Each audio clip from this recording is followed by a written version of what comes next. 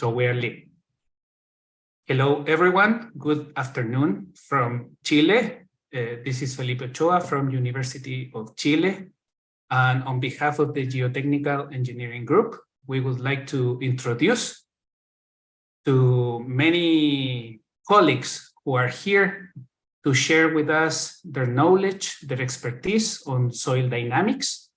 Particularly, we are going to have the presentation on shear and volumetric cyclic response of sands under multi-directional loading from an experimental and numerical perspective. Our guests today are Lopa Baumik. Hello, Lopa, how are you? From what city are you with us today? From Portland, Oregon. Portland, Oregon, wonderful city. Oskun, from what city are you with us today? Couple hours north of Lopa, from Seattle, Washington. I see. Alfonso, from what city are you with us today? I'm in Denver, Colorado, Felipe. I see. Professor Olson, from what city are you joining us today? I'm in Urbana, Illinois. Urbana, Illinois, wonderful city. And Professor Hashash? San Juan, Puerto Rico. All right. So, Alfonso, Lopa, and Oskun were students of Professor Olson, Professor Hashash, and Professor Rutherford during their PhDs at the University of Illinois, Urbana-Champaign. And they all, as a group, have agreed to present their work that for sure was very complete and took some years.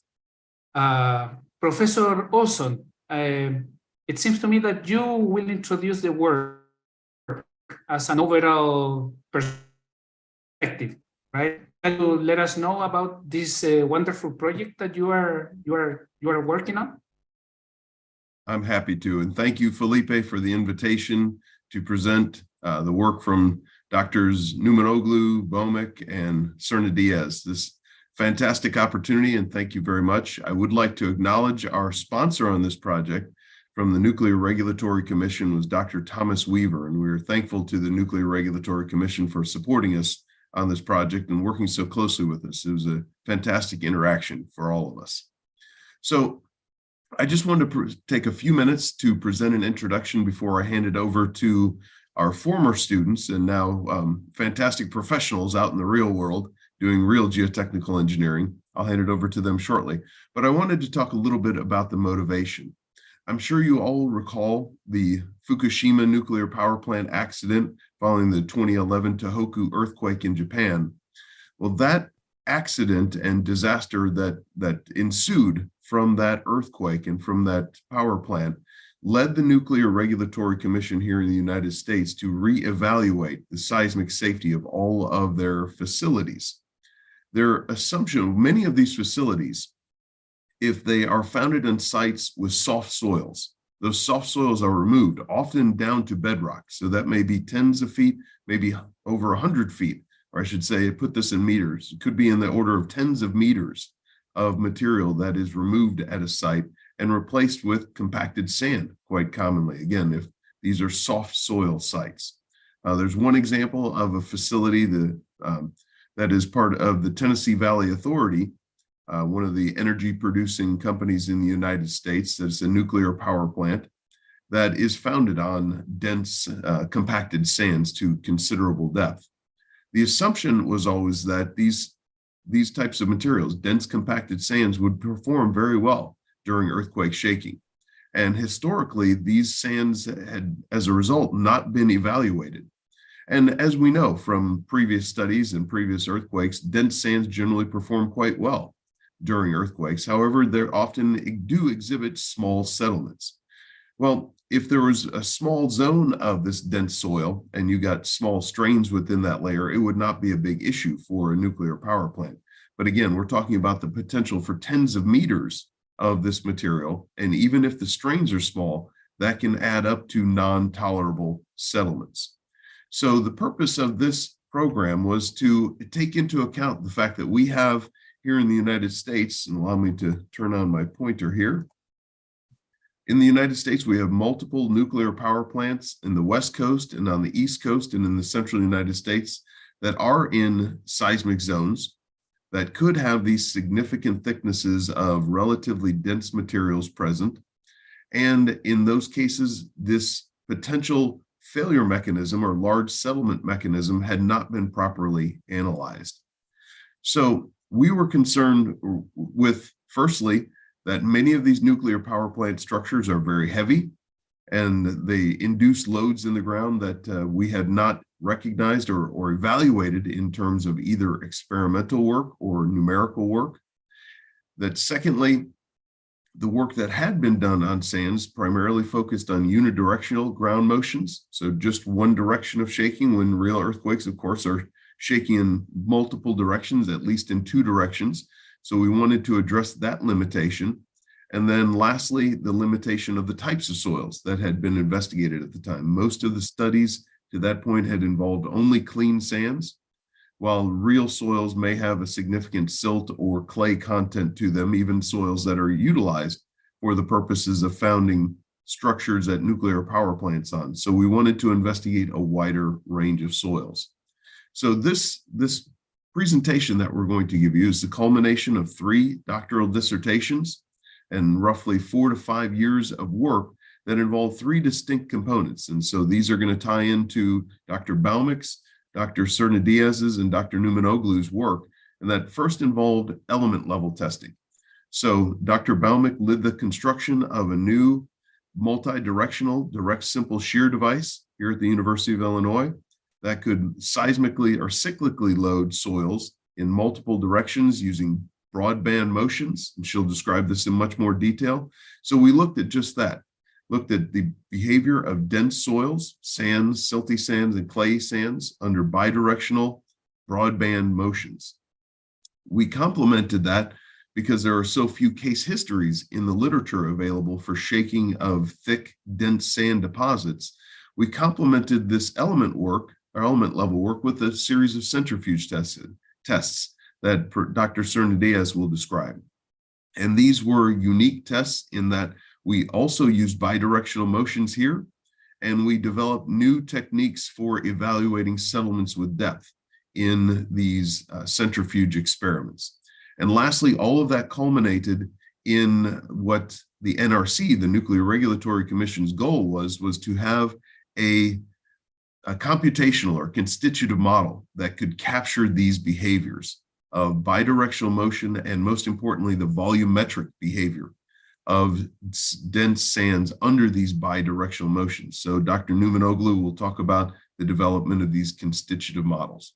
So with that, I'd like to hand it over first to Dr. Baumek, and she'll describe the work that she did on the multi-directional direct simple shear device.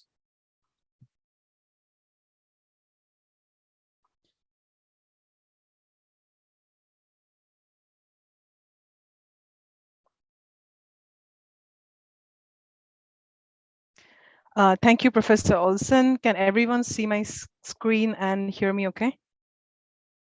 All good. Yes. All right. Thank you.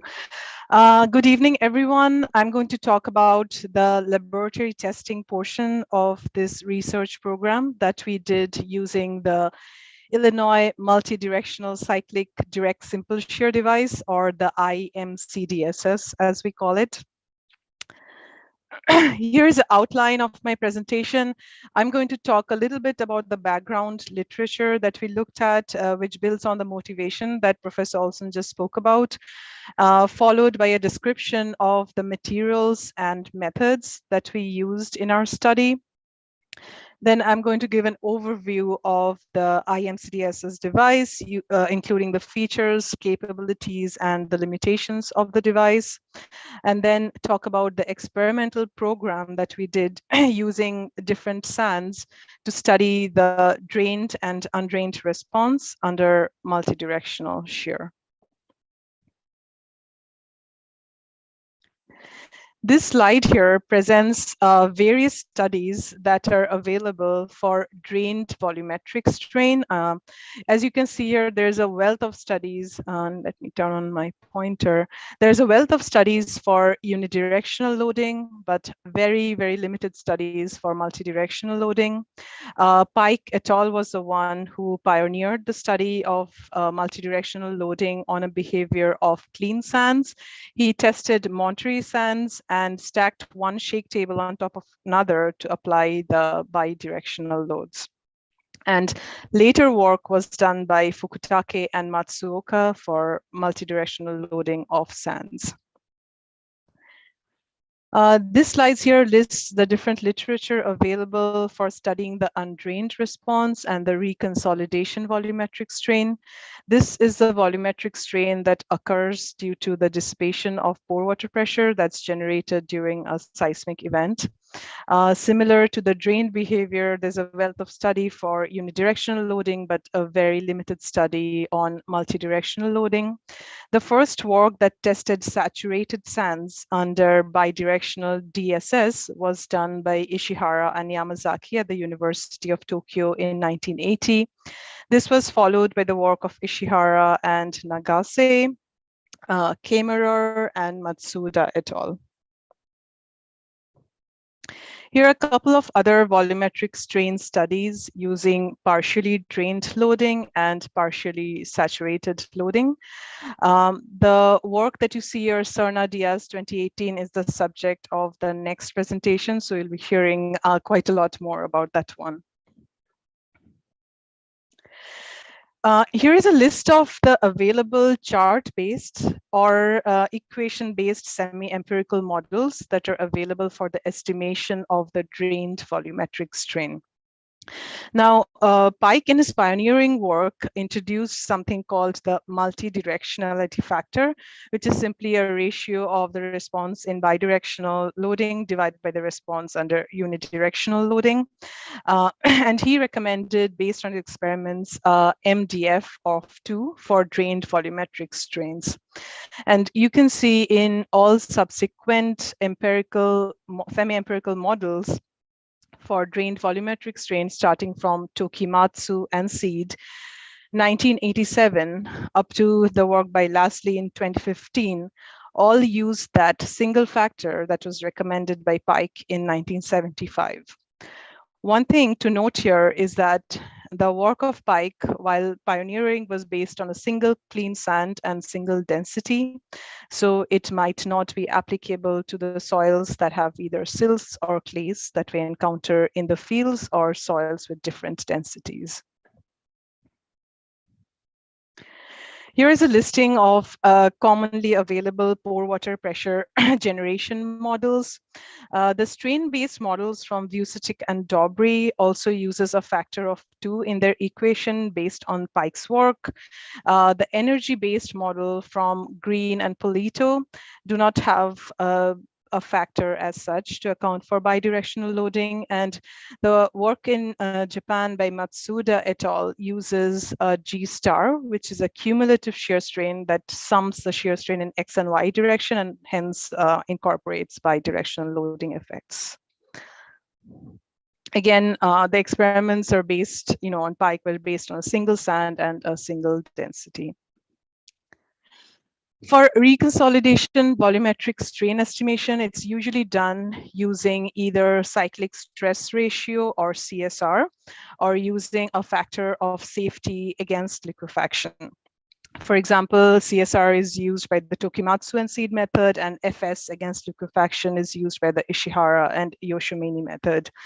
In the factor of safety against liquefaction-based methods, multidirectional loading is not explicitly incorporated. In the CSR-based methods, a reduction factor of 10 to 30% is used for CSR to account for bidirectional loads.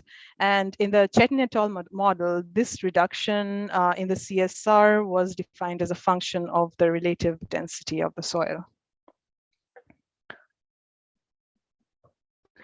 Now I'll talk about the materials we tested in our experimental program at Illinois. We tested 4 sands. On the left here, you can see the particle size distribution. And on the right here, you can see the scanning electron microscope images of these sands showing you the particle shapes and also a little bit of the grain size distribution. The first soil we tested was a clean SP, a poorly graded Ottawa sand that was commercially available from US Silica. The second one was well-graded sand, SWSM, that we prepared in the lab by mixing various portions of commercially available sand.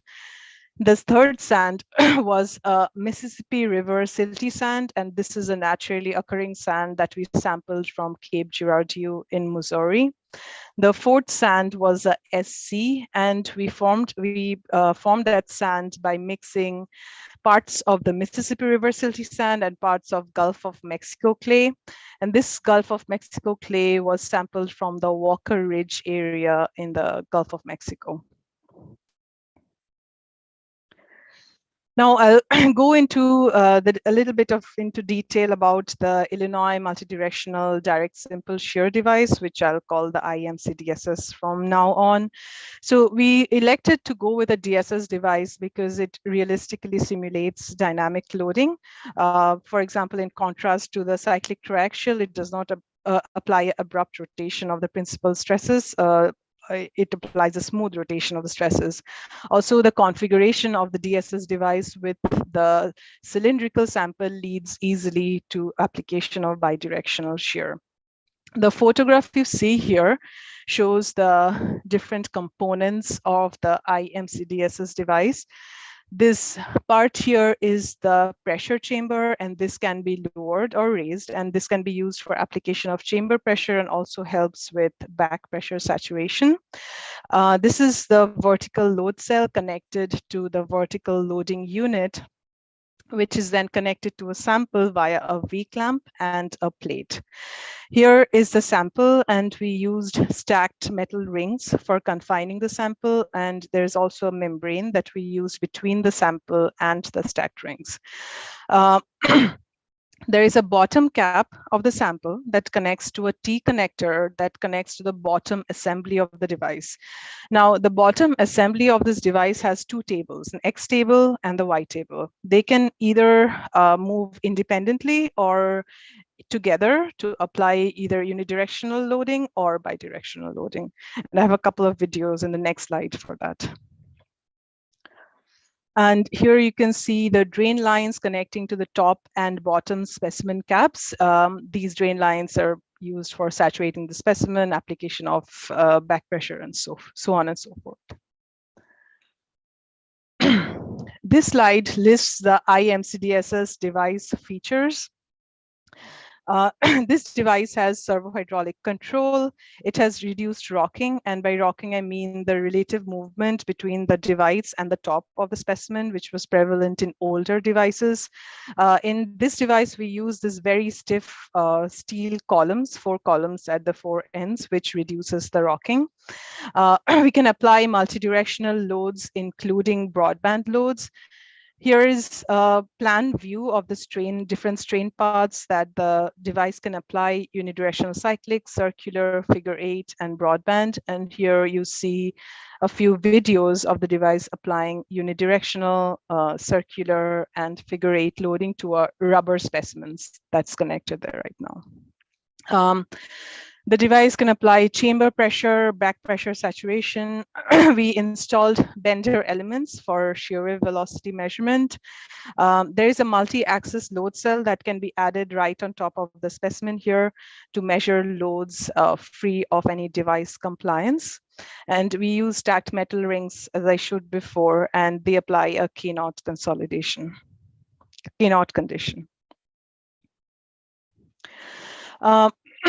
So we used a specimen height of 3/4 of an inch or 19 millimeter. To our knowledge, this was a very short specimen, and there was not any data available where VS could be measured over such a short distance. So for our feasibility study, we tested bender elements with a tip-to-tip distance of 11 millimeter placed in a sand bed. It gave us reasonable results. And after getting those results, we installed Bender elements in the specimen caps of the IMCDSs. You can see a schematic here. The sender element is on the top cap and the receiver is the bottom cap, and the shear velocity propagated to the sample. Here is an example of the results we got from the Bender elements. The gray line here is the send signal, the red one, the received signal, and the blue vertical lines, indicating the arrival time. Higher the confinement, lower was the arrival time, meaning a higher shear velocity. And the results we got agreed with empirical correlations or other data in literature out there. This table presents a comparison of the IMCDSs to other similar devices. In the IMCDSs, we combine the different features of previously available devices and improve over them. For example, the Ishihara and Yamazaki device could apply broadband loads, but they could apply it only at a time scale of 4 times the actual load. In the IMCDSs, we can apply the loads at the same time scale of the motion, which helps in studying responses of, for example, clays. Limitations of the device. So every device has limitations, and the IMCDSs is no exception. Because there is no confinement as such at the sides of the specimens. In a DSS device, there is non-uniform boundary stresses, and this figure from Airy et al. Illustrates these stresses.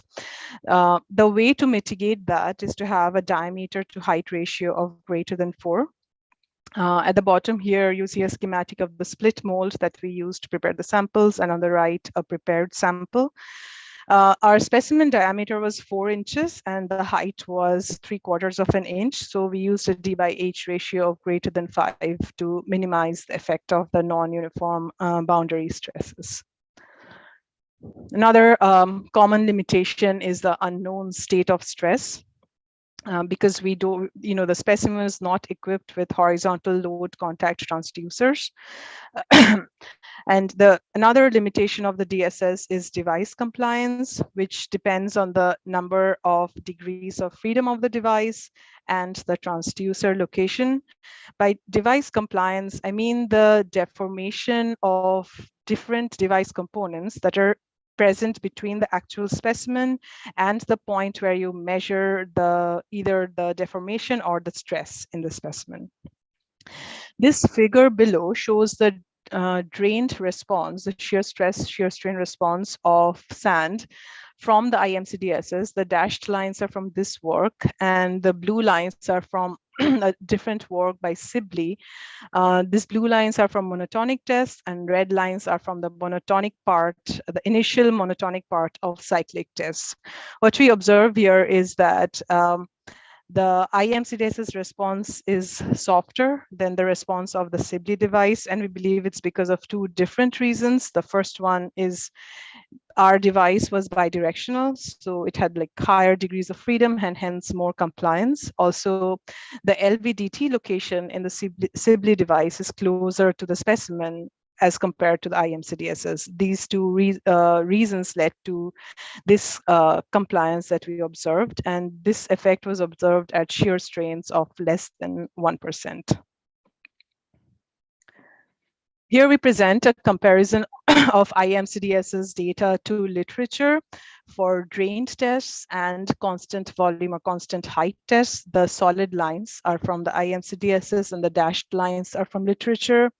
Overall, we see a good agreement, and what we see is that, irrespective of whether the device is unidirectional or bidirectional, and irrespective of what method you use to confine the sample, for example, stacked metal rings or wire reinforced membranes, the response is comparable for shear strains greater than 1%. Here is a comparison of results of the IMCDSs to data from the literature for cyclic tests and monotonic tests. The figure here shows volumetric shear strain at 15 cycles between the IMCDSs from the red points and the blue points from Duku et al., showing good decrement. On the right is a variable amplitude cyclic test. The volumetric strain from the IMCDS shown in red here also shows a more or less good agreement with the work from Lasley in 2015. The plot on the bottom here shows the shear stress versus effective vertical stress, and shows the phase transformation points. It's a point where the response of the soil changes from contractive to dilative. And it shows that the data from the IMCDSS agrees with the data from Hubler and Yazdi for similar sands. In summary, the IMCDSS has state-of-the-art features that improve over other existing DSS devices, produces results that are qualitatively and quantitatively comparable to the results published elsewhere. There is some effect of device compliance based on the number of degrees of freedom and transducer location, and this effect is seen in the shear stress shear strain response at shear strains of less than 1%. This slide shows a summary of the different testing protocols that we used for our research program. We did both drained and undrained loading tests. We used various strain paths, including unidirectional, circular, oval, figure 8, and broadband. We used consolidation stresses of 25 to 400 kPa, shear strains of 0.1 to 10%, relative density of 55 to 100%. We used a couple of different sample preparation methods. We used dry pluviation using a funnel. And then we applied table vibrations as required to densify the sample. On the right here is a schematic of it. We would prepare the sample, place a minimum surcharge on top of it, and use a rubber mallet to apply vibrations to the table to densify the sample. Now, using the IMCDSS, we developed a unique database consisting of more than 650 drained and undrained tests, and we systematically studied the effect of several factors on the drained and undrained response. These factors included loading frequency, loading amplitude, loading path, multidirectionality, density, overburden, overconsolidation, prior shaking history, specimen preparation method, and gradation. I will show a few of those results today. This slide here shows the effect of loading intensity and duration on volumetric strain. These are cyclic shear strains of 0.07 to 7%, and this is the drained volumetric strain with respect to the number of loading cycles. So as expected, higher the shear strain, higher is the volumetric strain. Also, one other thing to note is that the majority of the volumetric strain, for example, if we follow this 7% shear strain response line here, the majority of the volumetric strain, up to 6%, occurs in the first 15 loading cycles.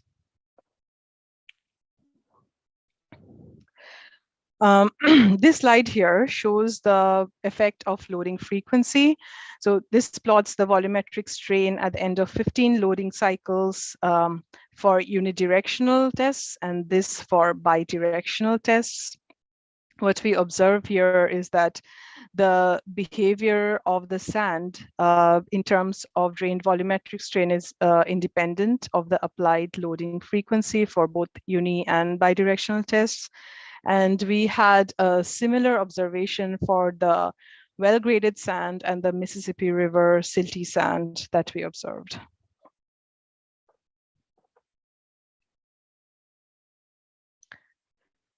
This slide shows the effect of bidirectional loading on volumetric strain. If you look at this is the plan view of the shear strain that's applied to the specimen.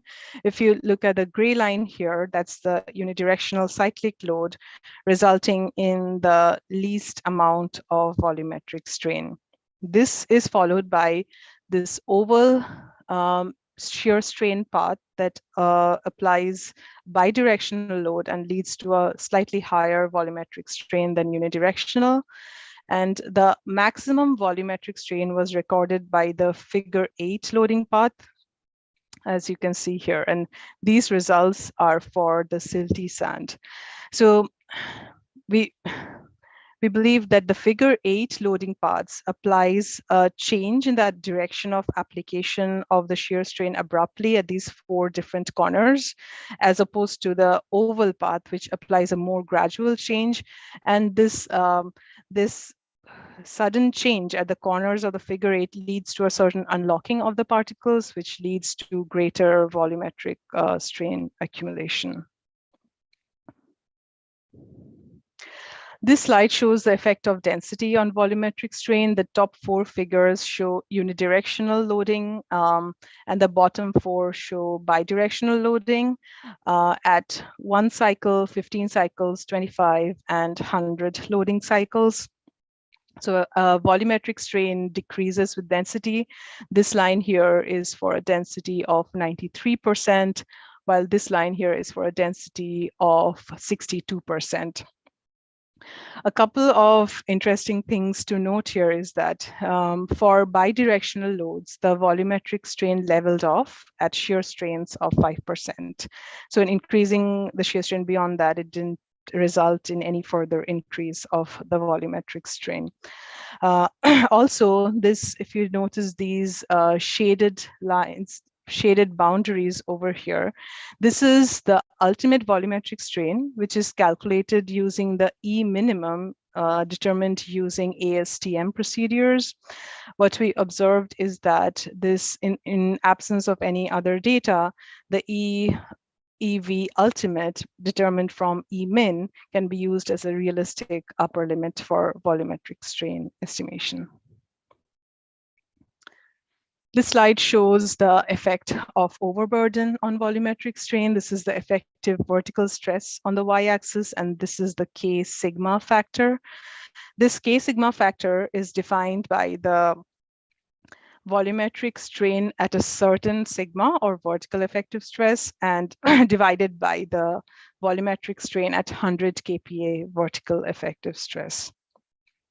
What we observed from here is that, like, irrespective of whether it was the clean SP sand or the SWSM or the excuse me, Mississippi River silty sand, there was this K sigma factor had a unique relation with respect to the confinement, which is represented by this equation here. Give me 1 second to get some water.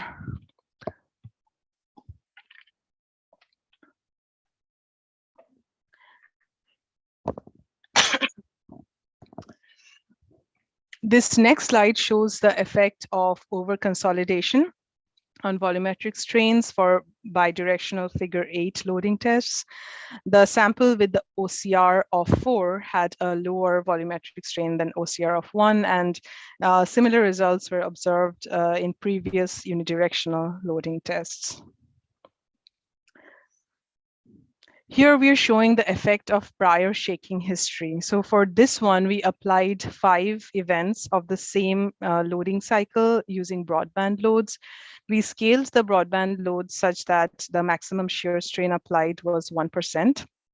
Here is the shear stress response, and here is the volumetric strain. What you can notice here is that the volumetric strain in the first event is the maximum, and then in all the subsequent events, it keeps getting lower and lower as you move on and on. So we defined a factor to capture that, which is the ratio of the volumetric strain in event 2 divided by the volumetric strain in event 1. And you see a summary of that over here for 3 different sands for both unidirectional and bidirectional tests. We didn't observe any specific trend over here, but we concluded that if you have older deposit that has experienced prior shaking, the volumetric strain could be 0.2 to 0.6 times of the strain that's observed in a newer deposit of soil.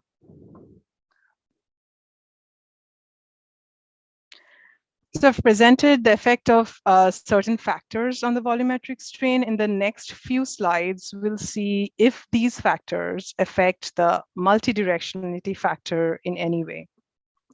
This multidirectionality factor, for your reference, was the ratio of the bidirectional divided by the unidirectional volumetric strain, and was first introduced by Pike, as I spoke about before. So here are a couple of plots of the MDF with respect to shear strain at 5 and 15 loading cycles for oval and figure 8 loading paths.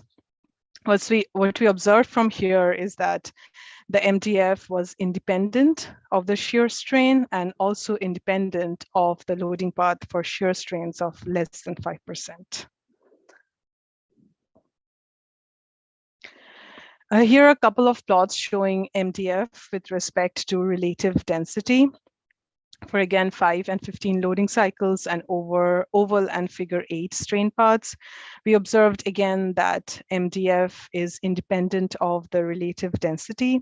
And you can see more scatter in the data at lower relative density. It's simply because we had done more tests at that relative density.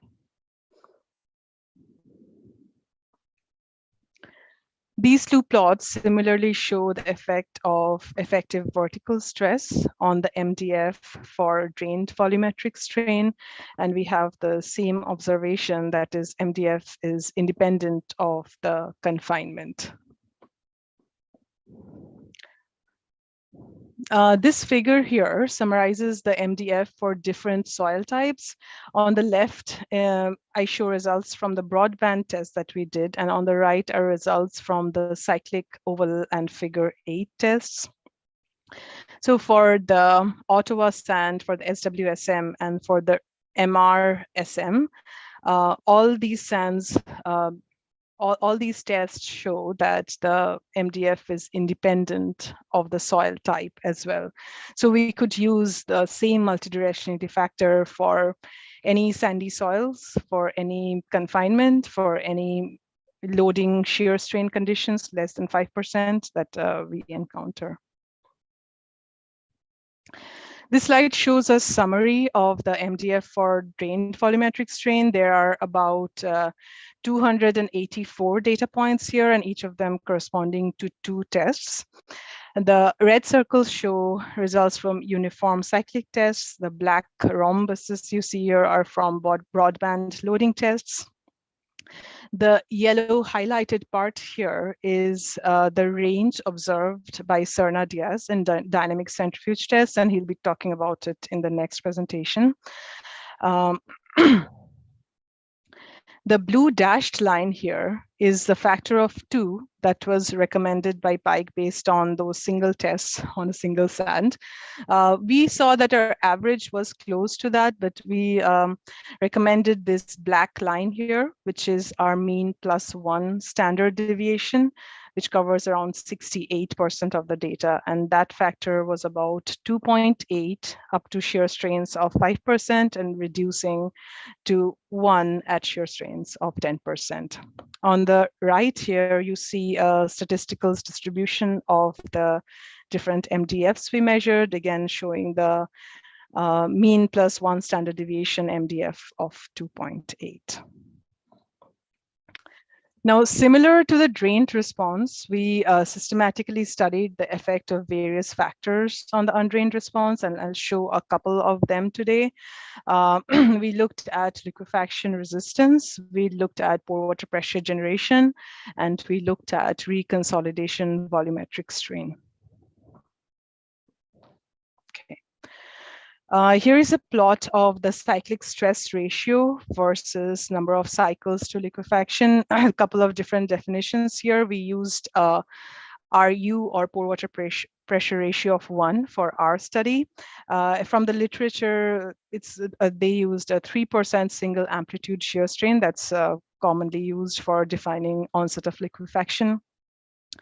What we observed here is that to at the same number of loading cycles, a CSR of only 0.6 to 0.67% was required if the loading was bidirectional as opposed to unidirectional loading. And we observed this for all the sands that we tested, the well-graded sand, the poorly graded sand, and the silty sands. This agreed with the data that was observed in 1980 by Ishihara and Yamazaki, and these solid lines are from Ishihara's study. A couple of slides about pore water pressure. These 4 plots show pore water pressure at 1, 5, 15, and 25 loading cycles. And the rhombuses here represent unidirectional loading, and these figure 8s and circles represent bidirectional loading. As we observed here, larger the shear strains causes larger pore water pressure generation, and bidirectional loading results in higher pore water pressure generation prior to liquefaction. Here's a couple of figures showing the effect of density on the interpreted RU. The denser the soil, the lesser the RU, and results for SWSM are shown here. These 2 plots show the effect of effective vertical stress or confinement on RU. What we observed is that for the same shear strain amplitude, the RU was independent of the confinement. And similar observation was seen in Wu's work in Berkeley in 2002. This slide presents a summary of the pore water pressure multidirectionality factor. Again, the MDF is defined here for your reference. Because the undrained response is commonly characterized by a factor of safety against liquefaction, we elected to use that factor to summarize our MDFs. The red points here are from the lab testing that we conducted. The black points here are from Wu and Kamerer's work, and the open rhombuses here are from the centrifuge testing by Serna-Diaz. What we observed is that prior to liquefaction, the factor, the MDF factor was about 2, and following liquefaction, when the pore water pressure becomes 1, the MDF is 1.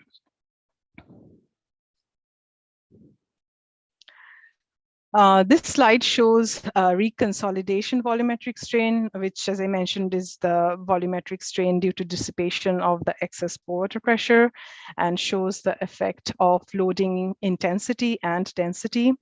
For example, if you look at both of these unidirectional tests, the denser soils have lesser reconsolidation volumetric strain. And if we look at the figure 8 and the unidirectional for the denser soils, we see that the unidirectional one has a lower reconsolidation volumetric strain than the figure 8 loading parts. This plot shows the reconsolidation volumetric strain with respect to the pore water pressure change during reconsolidation, which corresponds to overburden. So we had the same RU more or less at all depths, but that same RU corresponds to a higher absolute pore water pressure at greater depths. So the higher the pore water pressure dissipated, the higher was the reconsolidation volumetric strain that we observed. Here is a summary of the MDF for reconsolidation volumetric strain defined here again. On the right, we summarize the MDFs with respect to the factor of safety against liquefaction. Red points here are from our experimental work. The black solid points are from Wu and Kamerer. Black open points are from centrifuge studies.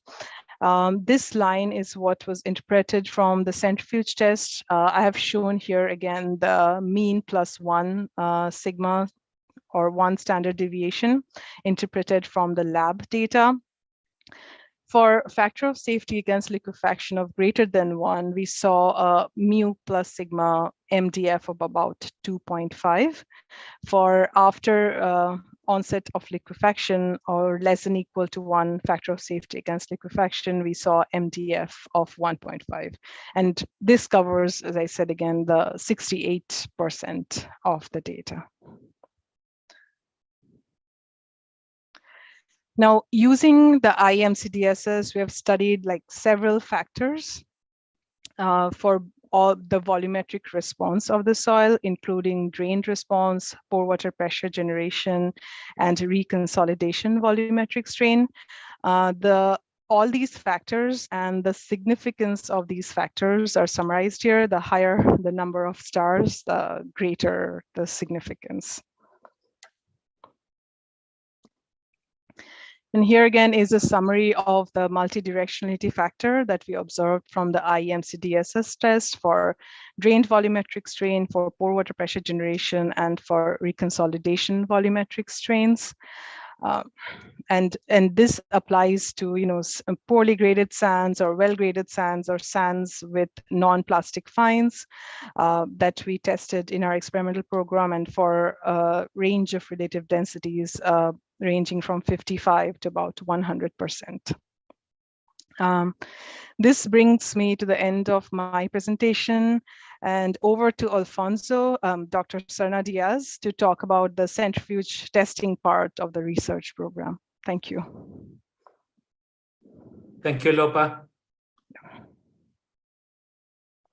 Stop share. Okay.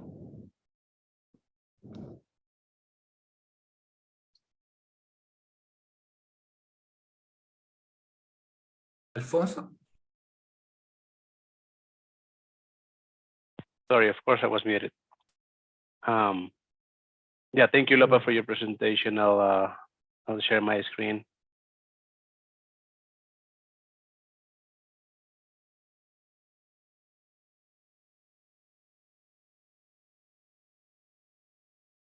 Are you good to share the screen, Alfonso? Yes, let me try this. All right.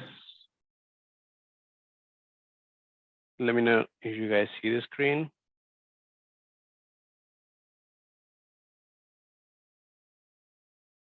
Perfect.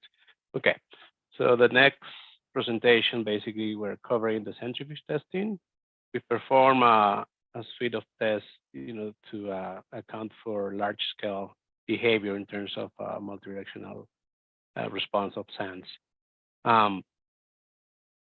This is the outline of this presentation, a quick introduction by Scott. Then I'll describe in detail the dynamic centrifuge testing and the free field and soil structure interaction test results. Each set of results is basically shown together with a simplified mechanism we observe and the final product for this stage, which is a semi-empirical model for both free field and soil structure interaction. And at the end, we'll give some summary of highlights with the contribution of this set of centrifuge tests.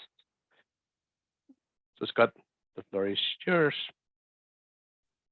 Sure. So as I mentioned, excuse me, as I mentioned a little bit ago, there are not a lot of case histories available of settlements of dense sands under heavily loaded structures, or even just dense sands by themselves, because most case histories are focused on liquefaction or settlement of looser sands. So there's not a lot of cases to work with to validate the laboratory studies similar that Lopa performed and that others have performed in the past. So we wanted to develop a set of case histories, if you will, using the centrifuge. And so the purpose was to look at both free field settlements of dense sands as well as settlement of dense sands under heavily loaded areas. So we performed a series of, or I should say, Dr. Serna Diaz performed a series of centrifuge tests that he's going to describe using a unique bidirectional centrifuge box that was heavily instrumented and shaken under 2 directions of motion to obtain these case histories. Next slide, please. So I'm going to turn it back over to Professor Serna, or Dr. Serna Diaz, and he'll describe all the details here. Thank you, Alfonso. Thank you, Scott, for the introduction. So the next set of slides were basically summarize the centrifuge testing in terms of what equipment we use, what sort of instrumentation we use in the test. So what is showing here is the RPI centrifuge machine that we use. RPI is located in Troy, New York, probably a couple hours upstate from New York City. So it covers some swinging platform that we have, the balancing counterweight here in the back. It has also a hydraulic rotary joint, optical and electrical slip rings. In terms of dimensions, the nominal radius of this centrifuge test is about 2.7 meters, and it can get to a capacity up to 100 G or 150 G for centrifugal accelerations.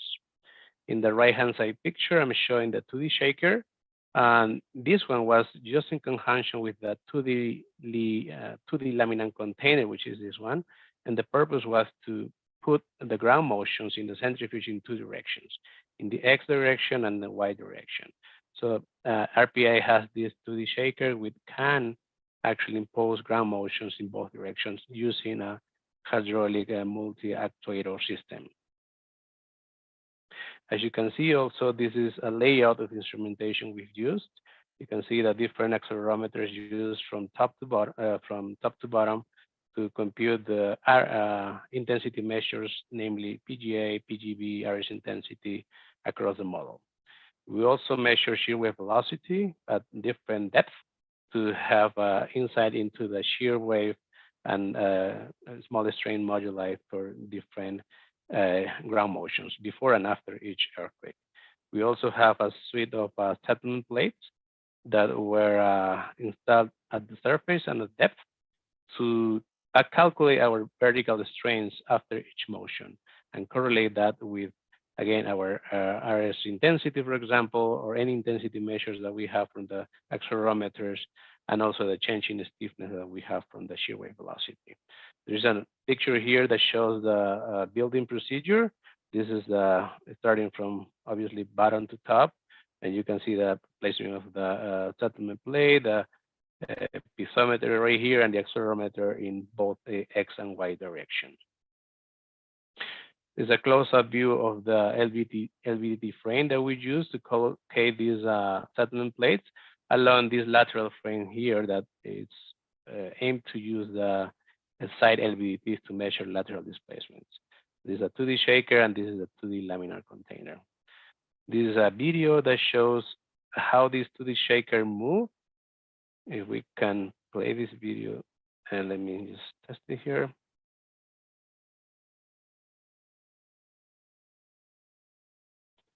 For some reason it's not showing, but if you will see in the website from the RPI centrifuge testing, you will see that this 2D laminar container can essentially move in any degree of freedom. So that's the beauty of this device, that can simulate multidirectional earthquake loading. In terms of instrumentation, again, we have 4 pressure transducer, we have LVDTs, we have vendor elements, accelerometers across the model, and also an exterior to compute also the ground motion that we have from the experiments. This is a building process of the centrifuge. This is for the free field experiment. Just keep in mind that we are dealing here with dense sands. So the relative density is about 95%. And you can see that at the detail of the settlement place, it has some a lot of holes to allow for drainage through there. So it doesn't basically cause any substantial interaction between the soil and the settlement plate. This is a structure test. You know, we check for leveling, we instrumented it heavily as well. Accelerometers, settlement plates at the surface, in the free field location, vendor elements beneath the structure, and also at depth. This is an example how we measure shear wave velocity. Those are the arrival time showing here in the red and black. And with that, we measure shear wave velocity during spinning of the centrifuge up to 60 G. And you can see here an example. We'll go more in detail about these results, but just to get a feel of how the shear wave velocity changes every time we impose a shaking event. So obviously, relative density increases, and also there's a change in the stiffness as a consequence of that. To model more realistically the interface between the structure and the surrounding soil, we actually use the same material to basically as an interface in the circumference on in the perimeter of this structure. This heavy structure, was aimed to replicate high bearing pressures, which is typically observed in nuclear power plants. In this case, we model at 60 G a bearing pressure of 380 kPa. You can see that the model depth included the depth of influence of 2D beneath the foundation depth. This is a picture that shows the saturation process. Typically takes about between 16 hours to 24 hours. So we apply CO2 from top to bottom, and basically we measure the pressure in this gauge and make sure that we have very little pressure from the air. This is a picture from the control room in which we see all the instrument response in the left-hand side. That's me, probably much more younger than now, and this is Osgun trying to fly in the actual centrifuge room at 1G. And you know how we describe how can we see from the monitoring room is basically we see every instrument from different cameras, and we can see which one it's responding in a specific manner, if it's consistent, if we have all the type of response we're expecting. So not only the physical response in the interior of the model, but also in the exterior, namely vertical or also horizontal displacement. So now we'll talk about the free field centrifuge results. First of all, we have to do a set of calibration tests that the objective of this is to come up with the target ground motions. So what you see in the left-hand side picture is the response spectra plot for 1D and 2D shaking events, in which basically the red plots are the 30G, which is the shallowest depth model, and the black one is the 60G that corresponds to a depth of 22 meters. So you see a suite of ground motions from low to high intensity. This is the plot in the right-hand side between RS intensity to Hausner intensity. You can see we got to RS intensity from 0.1 meters per second up to nearly 15 meters per second. The purpose of this was to basically engage the model from linear or close to linear range up to a highly nonlinear problem for both 1D and 2D sequence of motions.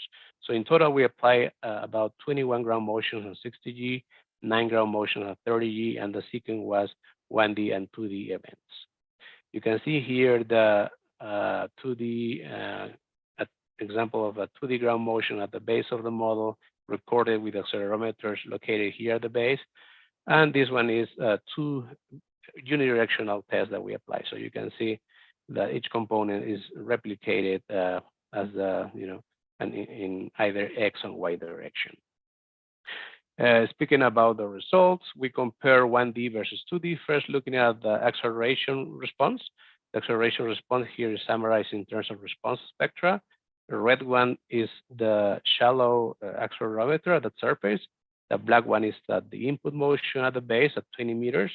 So we can see a ground amplification of the ground motions and also minimal differences between 1D and 2D for this dense material.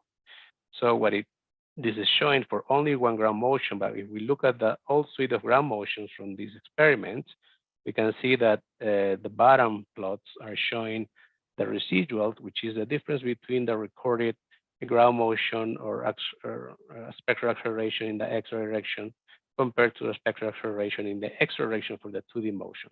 So essentially, they show a mean residual nearly 0, which shows that the dynamic shear behavior is not significantly affected by multidirectionality shaking.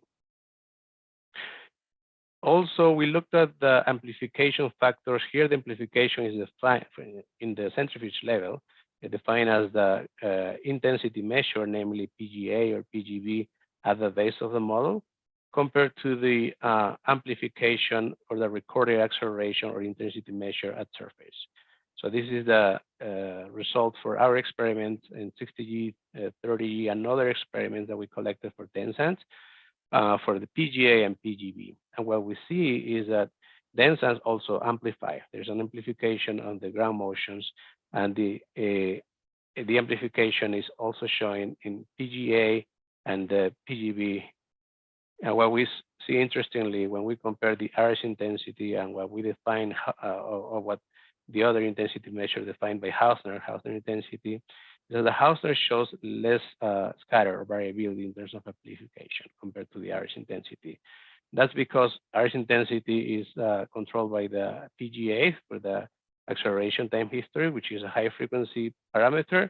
Therefore, given the high variability in the ground motion, we have different levels of amplification. However, the Hausner intensity is controlled by the velocities, and what we see much more narrow values in terms of amplification, which is interesting from a point of view of semi-empirical models, because then we have to deal with the less variance in the demand parameter in terms of in the semi-empirical relationships.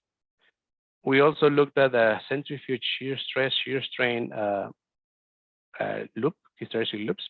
So you see here a suite of ground motions, M13, M5, M1, and M11. Actually, M5 is the earthquake from Chile, the Maule earthquake from 2010. We actually put the same ground motion from, if I remember correctly, one of the stations was from the Concepcion city. You can see that for this dense material, we have different level of nonlinearity, right? So for the stiffer or the deepest accelerometers or back calculated shear stress, shear strain response is showing a stiffer response. But as you get shallower, the stiffer will have more shear straining, more action going on the surface. So the stiffness reduces and we get much higher shear strains as we expect. This is the procedure we use, a procedure by Segal in 1995. And we computed maximum strains across ground motions up to 0.5%.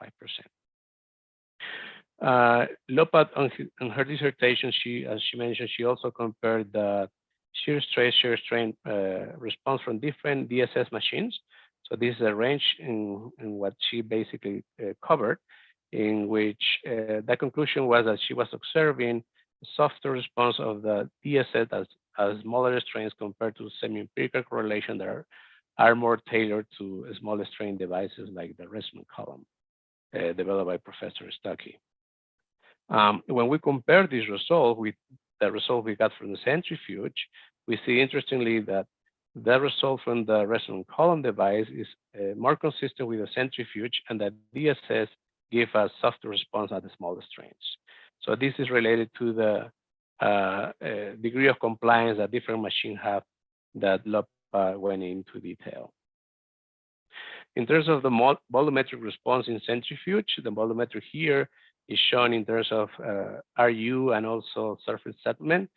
We see similarly to what Lopa observed in the lab testing that first of all, 2D ground motions generate much higher pore water pressure ratios. The black one is 2D and the green and the red one are 1D. Similarly in the surface settlement accumulation. So we see that much of the settlement is accumulated during shaking, which essentially tell us that this is not an undrained behavior, this is partially drained behavior. And after most of the shaking intensity is done, then we have a leveling off with minor reconsolidation settlement. This one essentially is showing what we presented before in terms of response spectra, ground motion amplification from the base to the surface. There were other experiments done elsewhere in loose sands, relative density 40%, done by Su 2005, in which they reach liquefaction and that multidirectionality factors, which is defined here as a ratio from RU 2D and 1D, what was in the order of anywhere between 1 to 1.5. However, for these dense sands, we computed much higher multidirectionality factors. So this is a ratio between RU2D and RU1D for the centrifuge test, that one of the motions that we had, and the ratio goes to 1.5 all the way to nearly 4. So that's the difference between what has been done before in liquefied sands that we're observing. We're observing much more higher multidirectionality factors, which depending in our case can be significant in terms of settlement or pressure response calculations. So going in more detail in terms of the shear stiffness or shear wave velocity calculation here, we calculated the shear wave velocity pre and post each shake. And you can see the evolution going from left to right, the increase in shear wave velocity at different depths. If you remember, we have two prototype depths, the shallow one, this one, and this one is for the 30G case. And then we also have for the 60G case, which we go up to 18 or nearly 19 meters in terms of the depth of the bender elements. We see an increase of the shear wave velocity. In addition to that, we also looked at anisotropy in terms of how the wave is traveling during the bender element. So the polarity was changing the direction of the bender. So we were able to measure HB and HH type of wave. What we saw is that HB result is consistent with published correlation for the same Ottawa-San, for example, is a correlation here by Monks 2003 for the same kind of range of relative density. However, the shear wave velocity measured in the horizontal direction with the horizontal polarity, we see that the range of shear wave velocity was much higher. And this is explained because any pre-shaking event will not only densify the soil, but also will increase the lateral stress. So you have a combined effect of not only decreasing the void ratio, but also decreasing the mean effective confining pressure. And that results in an increase in the shear wave velocity that is much higher than what correlation will predict under normally consolidated conditions. This is a summary of the volumetric response in terms of multidirectionality factors. There's a lot of data here. We included data from Wood and Kammerer performed at Berkeley, data from LOPA, from her dissertation, lab bounds that we observed from those experiments, numerical simplified methods like Busetti and Dobry, Ishihara and Yoshimine test. They also did some 1D and 2D direct simple shear tests. And our experiments that are the Black Point and other centrifuge performed by Zhu and El Shafi in loose liquefiable sands. Interestingly, when we reduce the whole data in terms of multidirectional factors, we plotted in terms of RU in 1D. What we saw is that the multidirectionality factor reduces as we approach RU of nearly 1, which makes sense because once we are in the liquefiable state, there's basically no much room for the pore pressures to increase. So this is the limiting value. In terms of multidirectionality factors, then we decided to put this as a function of the factor of safety. Why? Because the potential for pore pressure generation is a function or should be a function of the factor of safety of against liquefaction for a given relative density. And what we saw is basically an overall trend in which as we increase our factor of safety, namely we reduce the potential for RU, therefore the multidirectionality factors in the range of multidirectional factors can increase up to values of 3 or 4.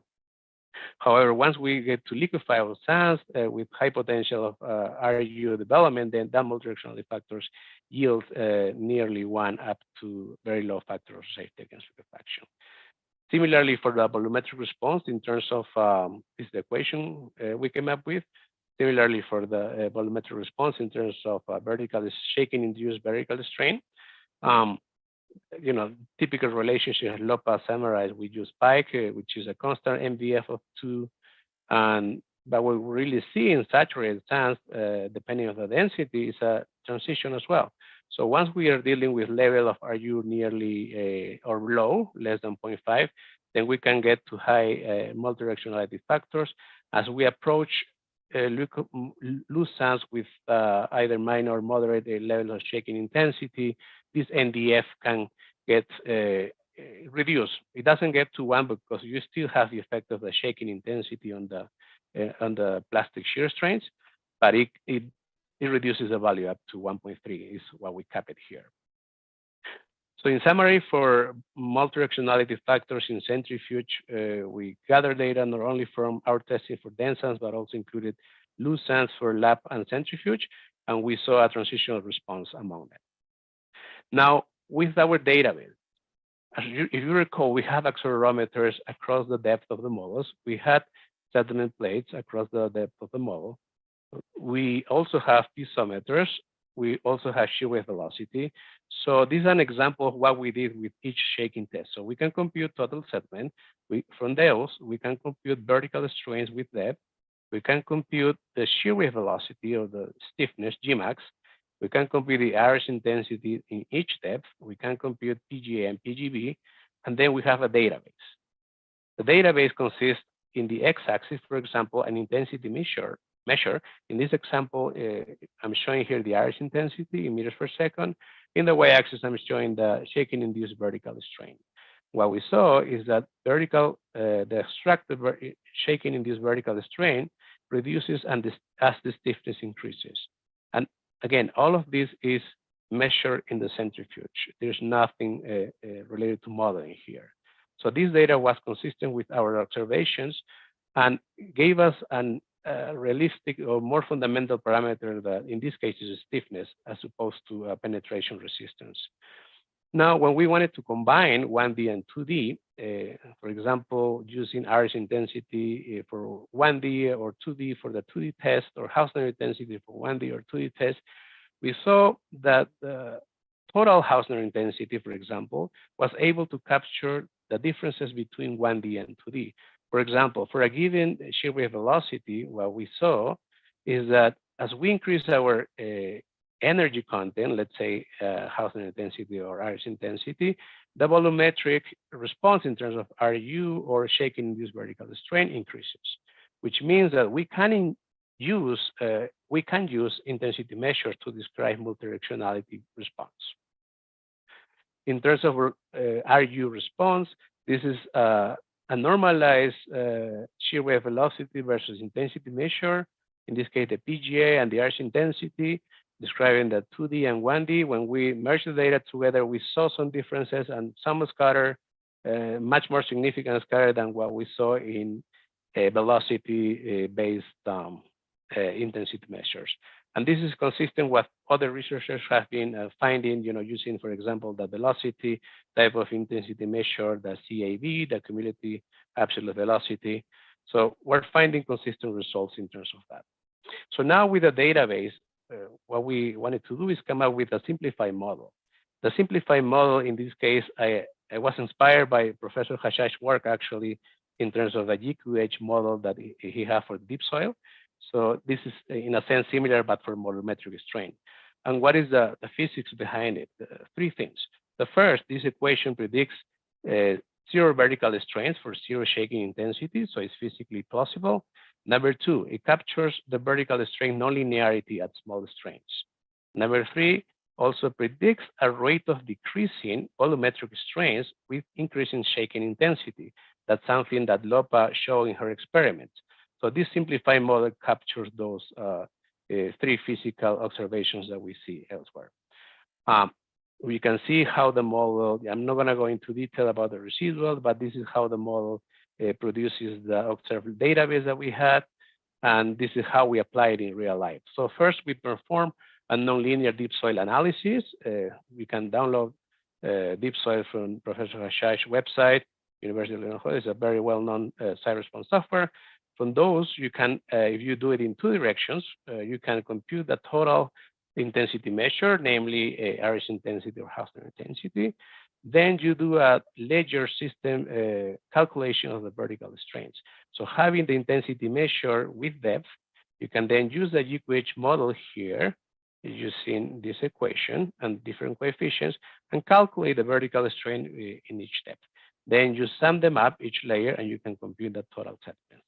So that's if you have, let's say, a site-specific study or site-specific seismic hazard analysis in which you can do a site response analysis and compute the intensity measure across the depth. If you don't have that, a more simplified way would be using the PGA or PGB, using some of those RD factors developed based on site response equivalent linear analysis, and then you can compute in the volumetric strain under layer system. But in this case, since we're basing our simulations based on 1D, then you have to apply the multidirectionality factor. So recall in the left-hand side, we have the total computation of the intensity measure. Therefore, we're able to capture multidirectionality effects directly. This is how it compares with our database. So the blue one is the GQH model capturing the range of predicted settlement. The red one is another published correlation from Chetting et al. That shows excessively overestimation of settlement for these sands saturated material under partial drain conditions.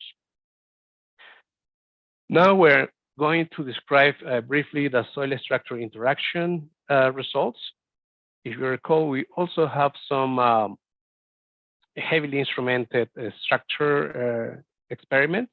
You can see this is a heavily rigid structure here. We have settlement place at the surface. We have settlement place in the free field or next to the adjacent to the structure, piezometers beneath the structure location, accelerometers also in adjacent to the structure, and shear wave velocity measured by these three pair of Bender elements. So heavily instrumented, again, set of centrifuge tests. This is a suite of ground motion similar to the free field case. We impose 1D and 2D ground motions for 60 and 30 G. In terms of the average intensity and housing intensity, this is a range that we got. And as a comparison from the free field, which is showing the y-axis, and the x-axis showing this structure test average intensity. This is an important comparison because at the end we wanted to compare apples to apples. So we wanted to make sure the ground motions we're imposing in the free field experiment are similar to the ground motions we get from the soil structure interaction experiments. That's true also in terms of shear wave velocity. We heavily instrumented this in terms of Bender elements. So in this case, we have two pairs of Bender elements beneath the structure that cover the zone of influence in which we'll see a lot of action happening here in the first 1B or so depth of influence, and also to get a sense of what happens at depth in terms of change of shear wave velocity.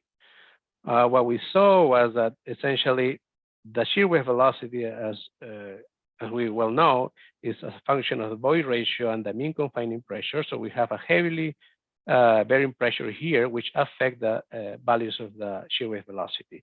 So for the near field test, which is a solid structure interaction test, we have much higher values for the same depth compared to the free field event, which makes sense. This is a reduction of the shear wave velocity.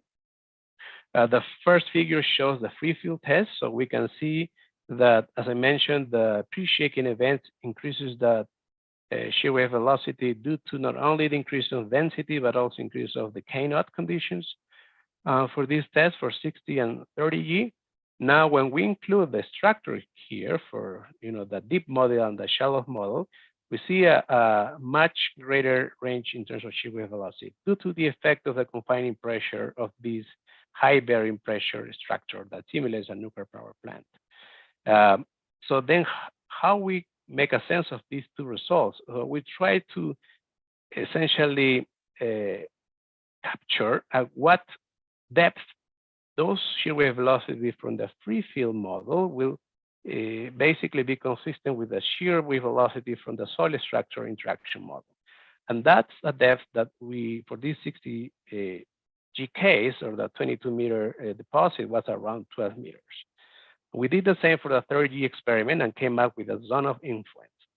And this zone of influence, it's related to the essentially the amount of volumetric strain that the structure is going to cause in the zone of influence due to rocking effects. Interestingly, when we compare this zone of influence based on shear wave velocity to other published correlations that are based on final element or elastic solutions and other K history depicted by Borland, a very well-known correlation by Borland and Burbidge for zone of influence in terms of vertical strains, we came up with a reasonable range for our values estimated from Bender elements. In terms of shear response, similar to what we saw in the free field experiments, minor difference between 1D and 2D motions in general. However, we do see some a little bit of bias below a spectral period below 1 second. And that's probably because as we increase the shaking intensity in the location that is adjacent to the structure, we have much more prominent dilation, which in the case of the accelerometers that are directly beneath the heavily bearing pressure structure, the dilation is suppressed by that high confining pressure. Therefore, you have some differences in the locations adjacent to the structure. This plot shows the difference between the settlement that experience this structure compared to the settlements adjacent to it for the same depth, foundation depth. And we see that the structure is moving much more, experiencing much more settlement compared to the free field or adjacent to the structure locations due to potentially rocking effects in this rigid structure. The effect is much more for 2D than 1D. So 2D is the black one and 1D is the red and the green one right here. But the dashed ones are the locations adjacent to the structure, similar for pore pressure response. In terms of pore pressure response, this is a close-up view of the piezometers. The more shaded areas or plot show the pore pressures immediately beneath the structure here, PPT4-2, and the more clear colors, red, green, and black, shows the pore pressures time history in the free field column. So what we see is that initially the free field response increases pore pressure response almost immediately with shaking, and after shaking or intense event, shaking or intense phase, then we have a reduction in terms of pore pressures. However, what happens here initially, due to rocking effects, we have some pore pressure migration in which we have essentially the structure is impeding drainage, vertical drainage. So it has to have some time to dissipate pore pressures as shaking stops. So pore pressures build up during this impeded drainage that is given by the structure and then dissipates after essentially all pore pressures have mitigated. So having a knowledge of the zone of influence from the shear wave velocity and the vertical strains beneath the foundation or the structure, we can compute the vertical strains. The vertical strain here is essentially was normalized for the zone of influence, which in this case is showing in between these horizontal lines. And we also, similar to the free field events, we have shear wave velocity in each depth, we have RS intensity in each depth, PGA, PGB, and we have a database essentially, again, for the solid structure interaction cases. In terms of NDF, with a section of couple of ground motions, we see similar ranges of NDF for the structure case. So it could go up value of 4 in general between the ratio of structural settlements from 2D to 1D. And this is the database comparing free field or database with the gray data points, and the colorful data points are showing the near field or the solid structure interaction test. What we see is for the given intensity and shear stiffness, we have a much higher shaking induced volumetric strain under the structure. What that means is that there's something else going on, namely the rocking effect or the effect of confined impression beneath the structure. So again, this one shows that the structure gives a much higher settlement or volumetric strain normalized with the intensity measure for a given stiffness. Building cases settle much more than free field cases for these dense and foundation cases. This is important because when we apply correlations that are typically used in practice that are only based on free field conditions or level ground conditions, we might be underestimating what happens under a situation which we have a structure on top of it. So with these experiments, then we try to come up with a simplified mechanism of how we can develop this sort of settlements, right? So we have a rigid structure here with dimensions E and H. Luckily, we have accelerometers at the surface of the structure and also at the base. So we can compute the relative acceleration that happens during shaking. This is an example of M1 motion right here. And we can define what we call yield acceleration.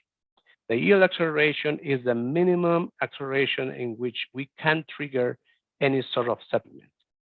And the sort of settlements come from the eccentricity that is induced by these relative accelerations. So this eccentricity causes non-uniform bearing pressures that they're acting during shaking. You can see a trapezoidal shape here, KB max and KB min here, showing in comparison with the initial bearing pressure.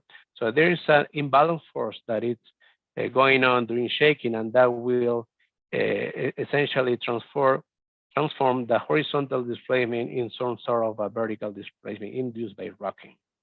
So we have two components, the pore pressure component that is shown by the intercycles dissipation and generation pore pressure, and the rocking component that is due to the imbalance force generated by the relative displacement or accelerations between the soil mass and the rigid structure. So we came up with a relationship between the horizontal relative displacement and the vertical displacement due to rocking, following the geometry of this rigid structure.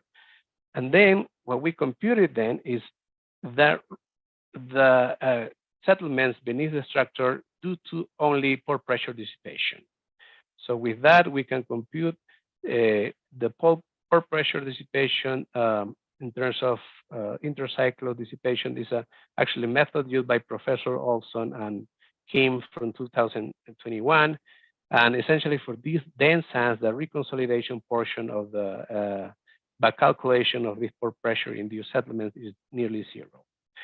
So with that, we can compute the rocking induced settlement. And what we see again is also that the computation of these rocking settlements will exceed the settlements induced by free field conditions. As discussed above, depending on the intensity of the shaking and the foundation soil strength, seismic bearing pressures may produce localized yielding near the edge of the foundation. This will result in an incremental structural rocking settlement. The relative horizontal acceleration that produces a factor of safety for a local shear of unity is denoted here as a yield acceleration. In the next figures, I'm going to show how we compute these yield accelerations for each shaking event. For example, here we have defined the yield acceleration required to match the recorded or the measured settlements using the numeric style displacement type of calculation using the relative acceleration. So we have, again, as I mentioned, instruments at the base of the foundation and the surface, so we can compute this relative acceleration for all the 1D events in which this numeric style displacement calculation is applicable. Then we can compute or back calculate the yield acceleration that will mimic the actual observed settlement. And then we can plot this as a function of the penetration resistance, for this case, from our test. And what we see is that as the N60 increases, then we have an increase in the yield acceleration, which makes sense. As the soil becomes stiffer, stronger, then the yield acceleration required to trigger the initiation of rocking settlement increases. So most of the correlations that we have out there are either based on drain or drain shear strengths based on SPT or CPT penetration resistance. They're based on normalized type of approach. Here, computing, back calculating this yield acceleration, we try to compute the mobilized dynamic shear strength that this centrifuge test experience. So for that, what we did is, this is not showing here, but in detail, but we have moment calculation, we have bearing pressure calculations. And with that, we calculate the shear stresses acting on the vertical plane along the edge of the foundation. And we came up with the mobilized shear stresses among all shaking events. And what we came up with when we compare with undrain-based or drain-based correlations is the mobilized dynamic shear strength for these dense sands are a fraction of the drain strength. So then the question was, okay, we came up with mobilized induced or strength close or a fraction to the drain strength. Then we try to incorporate what other information we have from the foundation in terms of stiffness. So Gaceras in 1991 defined dynamic stiffness functions for various rigid foundation shapes for modes of vibration. He has equations specifically tailored for rocking type of vibration. And that's what we use here. So for the circular case and rectangular case shapes from our centrifuge cases, and also we collected other cases with different shapes, then we came up with this ratio, in which in the x-axis we have the soil structure foundation stiffness defined by gaceras, normalized by the intensity measure. And in the y-axis, we collected all the shaking-induced rocking vertical strains. When we try to explain the scatter in the data, then we realize that it's based on the initial drain normalized strength ratio, which is consistent with our finding that our normalized mobilized shear strength is a function of this shaking intensity. So we can use this preliminary approach. If we have our foundation stiffness from a specific building, we can compute following the Gaceras equations, and we can compute the Hausner intensity, having our mobilized or our drain strength normalized to the initial shear stress in the vertical plane, and compute our rocking stiffness. And the Hausner intensity here will capture either 1D or 2D effect for our specific site. So in terms of predict model, how we calculate for a forward analysis, similar to the free field, considering that the shear response is mostly unaffected, either if it's 1D and 2D, we'll use deep soil analysis. We'll compute the resultant 2D intensity measure. In this case, could be Hausner intensity. We'll compute it at the mid depth of the zone of influence beneath the foundation location. Then we estimate the dynamic rock stiffness for a specific foundation shape, following, for example, Gaceras in 1991. We compute the local factor of safety following drain strength for a given N160 value. Then we can estimate using this chart the rocking induced strains and compute settlement within the zone of influence of the strains beneath the building. In addition to that, we still have to add the shaking induced settlement beneath the zone of influence of the structure. Why? Because let's say we have 100 meters thick deposit, right? The pore pressure dissipation intercycle that will happen beneath the zone of influence will also contribute with the total settlement. So that's why it's important to still include this sort of settlement contribution. And then we can compute the total settlement. Just keep in mind that our methodology doesn't include any of push factor, because we're directly accounting for stiffness, and we are describing the mobilized strength that occurs during shaking. In summary, our contributions are divided in three. The first one, we develop a set of 1D and 2D case histories on dense sands with and without a structure to quantify the soil dynamic response in both shear and volumetric space. Second, we came up with MDF, multidirectionality factors, using free field experiments. And then we developed semi-empirical relations that are based on factor of safety. And as we saw, the MDF are RU dependent, which means that are based on factor of safety against liquefaction.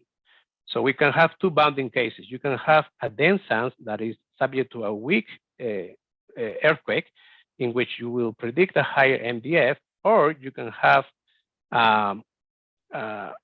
loose liquefiable sand with strong shaking, in which basically the multidirectionality effects will be erased by, at least in terms of RU. For shaking-induced volumetric, you still have some increase into the up to 30%. So the third contribution is that developing screen level free field and near field mechanisms, and also the semi-empirical correlation for estimation shaking-induced vertical strain under partially drained conditions, using also multidirectionality loading database. The two semi-empirical models are used in conjunction to estimate settlements of structures founded primarily on dense sand during shaking and under multidirectional loading. With that, muchas gracias, and thank you very much. And Osgun is the next one. Okay. Thank you. Thank you very much, Alfonso. Osgun, thank you very much. Yep, Alfonso, I am taking over the screen. Yeah, go ahead. Perfect. Let me quickly share my screen and confirm with you guys that it is working. Okay. So you should be seeing the full screen presentation right now.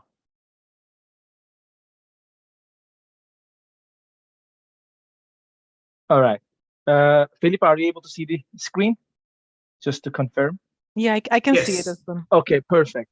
Yes. So up to this point, we covered the laboratory testing and centrifuge modeling. And in this presentation, we'll be covering the numerical modeling and simulation of the seismic settlements on dense sands. And I'll be first mentioning additional collaborators from Professor Yosef Hashash's research group, Muhsin Ajar. He is in the State Hydraulic Works right now. He's an engineer there. Dr. Bashara, who is a lecturer in Indonesia now.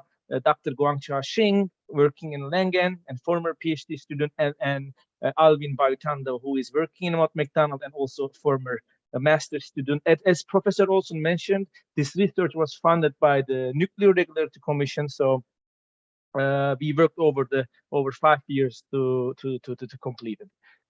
The outline of our presentation is going to be motivation and mechanisms of seismic volume change on dense sands, and we will talk about consideration for modeling using advanced constitutive models, and we will talk about three-dimensional seismic soil structure interaction simulation toolbox we developed throughout this project using software Elestina, and the new constitutive model we developed, which is named iSoil. And we will talk about the centrifuge application as Alfonso presented before, and we will show some field applications of the constitutive model, and then several different geotechnical applications will be covered in this presentation, and then we will have some concluding remarks.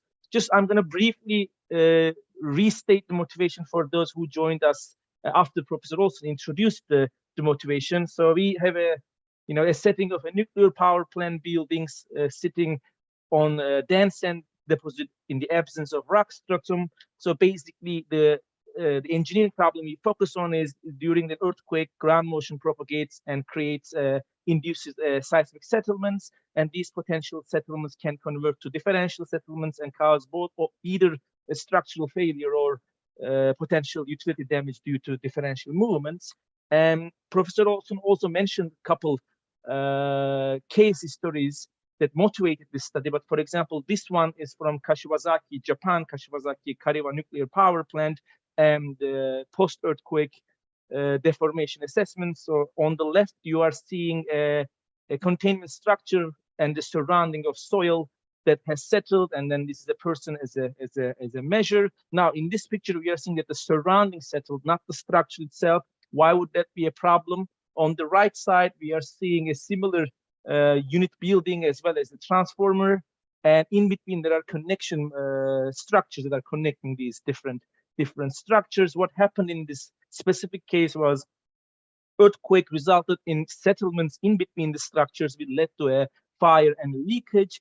Most of the damage were due to the settlements under seismic loading, and what happened was basically there was an operational shutdown in here because the transformer building and then the turbine building were sitting deep foundations in a competent soil, whereby the in-between connection bus was sitting on a dense sand material, which subsided during the earthquake and led to an operational shutdown. And also we observed some other structural settlements that caused tilting or differential movements. Why I showed this specific one later on, we are going to show an application of our toolbox to this specific case history. So when we talk about the seismic settlements, we partition it to two mechanisms, which is deviatoric part and hydrostatic part. So what happens is when the earthquake propagates and we have a loading, like seismic loading, the soil laterally moves, and at the same time we observe settlements. And two components for this are the deviatoric and hydrostatic loadings and induced settlements. Now, deviatoric is a kind of a continuum mechanics word. Geotechnical conversion of this is void ratio decrease due to shear displacement, and the hydrostatic part is mainly we do have our initial conditions. During an earthquake loading, we generate pore pressure and decrease the vertical stresses, and that also later on translates to the reconsolidation and also effective stress increase as well as the void ratio decrease. So these are two main mechanisms that we are interested in. There are other induced deformations, such as soil ejecta is another mechanism that can contribute to seismic settlements, but we did not focus on that part because it is difficult to model such a mechanism using continuum approach because of the dominant discontinuum behavior. So which means that we focused on seismic settlements of the non-liquefiable soils, which also relates to dense sands. Now, how do we estimate the seismic settlements? There are a couple different approaches or a couple set of approaches that we need to follow. Approach one and also stage one is the simplified semi-empirical procedures, essential for initial first order understanding of what we are dealing with and estimate of the seismic settlements. And as we have seen so far from Dr. Bohomic's and Serna Diaz's presentations, we have state-of-art methods to do these estimations for different loading conditions and with and without soil structure interaction. And approach two or stage two is numerical simulations using advanced constitutive models. Why do we do that? Because it allows us for detail to represent the different components of the engineering problem. And for this purpose and within this project, we developed a new constitutive model, iSoil, and then we implemented in a simulation platform that's used in this study, which is LS-DYNA.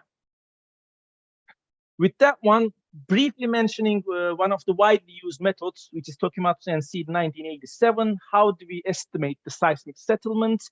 This method is widely used in also practice. So what we do is first we find applied shear strains and then estimate the corresponding volumetric strain by plugging in our shear strains in this chart, depending on the blow counts, and then go to the volumetric response, and we repeat the procedure for discretized layer, and we integrate it through the surface and find the surface settlements. Now, as already the chart shows, this is a one-directional approach. And how do we estimate the gamma XY? Use a simplified calculations, or we can use 1D nonlinear site response analyses to estimate the bidirectional effects. As already Dr. Bohomik and Serna Diaz covered, there are different methods, multiplying it with 2 or adding 2 orthogonal components and then summing up and then reporting it as a multidirectional impact and estimate. What is the limitation of this approach? This may not be applicable for a system response, and as Alfonso already showed previously, we show additional mechanisms that come to the frame with considering the soil structure interaction.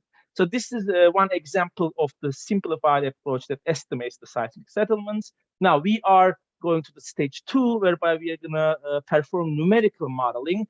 And for that one, we need a constitutive model to input to our numerical model. And first thing we did was to conceptualize the constitutive model to represent the seismic behavior of sands.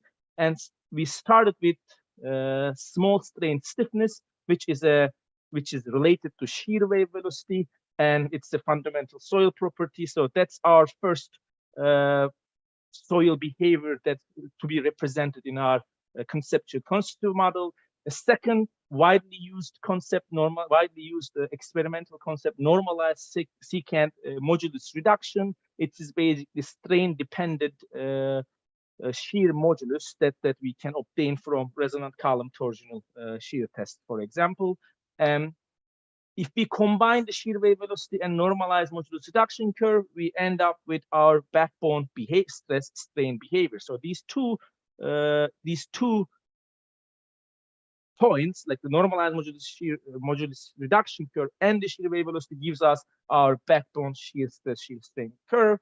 Now in order to be able to extend it to the cyclic response, we start talking about loading, unloading, and reloading rules, in which we have used non-Masing type formulation, which later I'm going to describe what is the difference between non-Masing and Masing type on reloading. So these 3 steps covers the cyclic shear response of a conceptual constitutive model. And once we formulate our model, we couple the shear and volumetric behavior to be able to represent shear loading induced void ratio decrease, or we can call it seismic settlements. So we incorporate these 4 steps together to achieve what we aimed to achieve. And what are the needs and limitations of constitutive and numerical modeling techniques? Why we came up with this model and then we implemented and then created a toolbox? Because one, resolving the settlements and deformations of non-liquefiable sands, such as dry deposits or dry and saturated dense to very dense sand deposits, were least studied compared to loose to medium dense sands on a unidirectional loading conditions. And also there is a need for higher fidelity representation of both the structure and soil, as well as the interface and the interaction between soil and structural components in terms of friction, sliding, and gapping. So, and also now we are talking about multidirectional loading, which means that we need to extend our numerical models to 3D geometries and multidirectional base excitations. And finally, we are at the point that we are closely watching the simulation runtimes to be able to scale up our number of simulations we are running for a given engineering problem to be able to incorporate the uncertainty. With that one, I'll go through the model formulation for iSoil, and we will go from 1D to 3D step by step. This picture shows a spring and a slider that are distributed in parallel. And what this system does is you have, for example, you have 4 components here. Each component behaves elastic, perfectly plastic. And if you sum each component at a given shear strain, you end up having a piecewise linearized nonlinear behavior. And this is, again, example for a 4-component piecewise linear response. And this was the 1D representation. We expanded to 3D using the tensorial stress space and yield surface, the conical yield surfaces at this simple sketch. It is a Drucker-Prager type yield surfaces. So we use the yield surface, 3D yield surface concept in conjunction with tensorial stress space calculations to expand to 3D. Now, this gives us the piecewise linearized backbone response. We can have 4 user-defined points, 10, 30, that basically smoothens the stress strain response in a monotonic loading conditions. And how do we model the hysteretic behavior? This plot on the left shows 2 different responses of a constitutive model, mazing versus non-mazing type stress strain response. So why this is important to compare and formulate? Because these 2 different stress strain response give different hysteretic damping, and for a given cyclic strain, shear strain, we see this is the red one is the mazing type, blue one is the non-mazing type stress strain response. And when we plot our experimental results, we see that the non-mazing type stress strain modeling estimates the hysteretic damping better than mazing type at the moderate to large strain. So, and do we have such a formulation available in the literature? Yes, we do, in a 1D formulation, Phillips and Ashar 2009, that reduces already the loops of the mazing type to a non-mazing formulation so that we represent the hysteretic damping better. And it is a practical concept. You get your hysteretic damping from mazing and you apply a reduction factor to it. What we did is we took that model and expanded it to 3D using the tensorial stress space. Now, up until this point, we talked about how we create a monotonic backbone curve and how do we do a cyclic stress strain response. The 4th step that we consider is coupling the shear behavior and the volumetric behavior. How did we do that? We used the already well-established literature and then the definitions that are available in the literature. So this series of plots show loading of a soil specimen on a drain conditions. What happens is when we do apply shear strains, we generate deviatoric stresses. And if you look at in the stress pack space, we increase the confining stress up until some point. And then there is a specific line here, the confining stress still increases. However, what happens is volumetric strains first are positive, which means contraction. Then it's switched. There is a moment of 0 volumetric strain increment, which we name it either phase transformation stress ratio or dilatancy stress ratio point. Those are 2 definitions that describe the same phenomenon. And then what happens is we start to see a dilation as we continue shearing. And this plots with the colors represent the drained loading conditions. When we do an undrained test, what happens is we shear our soil specimen. First, we generate a positive pore pressures, which leads to a decrease in the confining stress. Then we have an instantaneous point where the incremental pore pressure generation is 0, and then negative pore pressure generations are negative pore pressures are generated. And again, here is the excess pore pressure response, positive pore pressures, and followed up with negative incremental pore pressures, which led to a net dilative response at the large shear strength.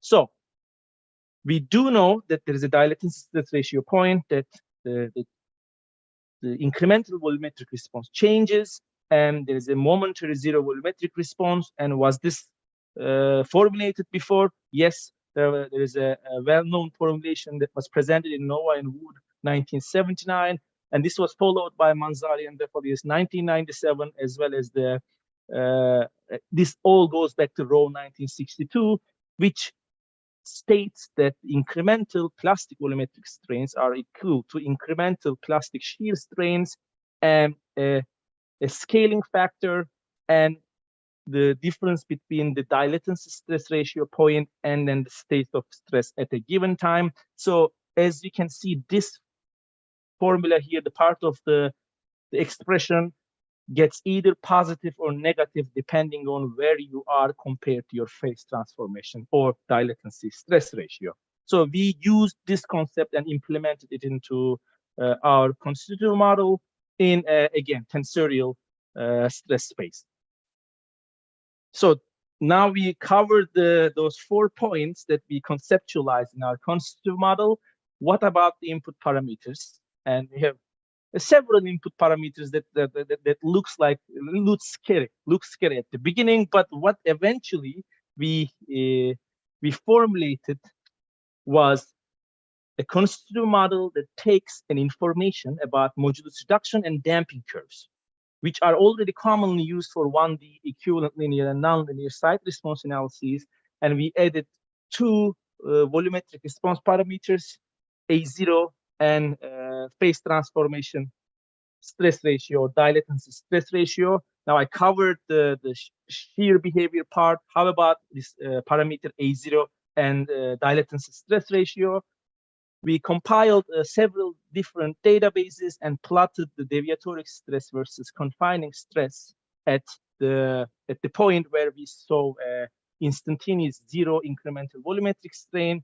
And what we have seen is dilatancy stress ratio of around 0.5 is practically a usable number to cover wide range of different mode of shears and in different tests that we have observed. And why this number makes sense, because it is around like 30-31 degree, which is less than a critical state or constant volume for constant volume friction angles that are reported in different literature. So the practical number of 0.5 seems to be covering wide range of different mode of shears and laboratory tests. So that takes care of the dilatancy stress ratio parameter. The next, the scaling parameter of A0, how do we calibrate it? In this case, what I'm showing here, we use an undrained constant volume cyclic direct simple shear test, and we did our simulations and compare it to the laboratory results in terms of the stress strain behavior and as well as the stress paths. And we go through a trial and error procedure to find a value of A0 that represents the specimen that we are trying to simulate. And what we have done later is we extended this one test to a test database whereby we use different specimens and different amplitude of computed versus measured RU to compare and calibrated our A0. And we also proposed a default parameter applicable to dense sands. And also we used a constant volume test, and then we did check our drain response. This is one of the several results that Lopa presented before, what we have done is we did simulation of the specimens that were tested in the laboratory for different relative densities and for different broadband loading conditions. And what we have seen is that our A0 calibration was reasonable enough to cover a wide range of laboratory tests. So with that one, now we calibrated our model. We proposed the calibration methodology to use normalized modulus reduction curves, damping curves, and come up with our shear-induced volumetric response parameters. And we used Alfonso's centrifuge tests to assess the performance of the constitutive model and then the numerical model in Toolbox. As he mentioned, as he talked already, we tested an Ottawa 47 descent at a higher relative densities, and we used both uni and bidirectional broadband phase excitations. What we have done is start from 1D site response and do simulations for the free field cases and extend that extended site response analyses to finite element analyses, and do the same simulations in a shear beam finite element model. And we compared our results to the free field results of the centrifuge tests. And once we assessed the performance, we extended it to soil structure interaction model, a domain that is representing the centrifuge test specimen in terms of the soil and the structure component, and did our three-dimensional soil structure interaction simulation. And I'm gonna directly jump to the results. This plot here is showing 3 different methods that are used to estimate the settlements we measured in the centrifuge test. So the first method is the method I described at the beginning. Use a site response analysis, or use a simple use a site response analysis to come up with shear strains, and use the empirical correlation integrated to the surface. Those are the square points here. So what we have seen are computed settlements were larger than the measured settlements in case of using a simplified estimations. Later on, what we done is we directly took our settlement values from the soil structure interaction and numerical model, which are the blue circles, and compare it to centrifuge test results. So this figure indicates that the settlements we obtained from the full SSI simulations are in better agreement with the centrifuge measurements. So the next thing we have done is we also said, okay, let's extract the shear strains from the SSI model, and again use an empirical correlation to see how empirical correlation performs if we get the information from the soil structure interaction analyses. And these triangles are the results whereby we took the shear strains from our numerical model and plugged in to an empirical correlation to estimate the settlement. So compared to the free field estimation, it does a better job. So it's in between the performance of a full soil structure interaction analysis, which is the best case, and free field, which overestimates. So it gives us an in-between answers. So what does it mean? You know, the full 3D numerical models take into account the more details and able to represent better the seismic volumetric strains. And also we can use other information from numerical models to reinforce the calculations we are doing for seismic settlement estimations. Finally, I will talk about the simulation run times.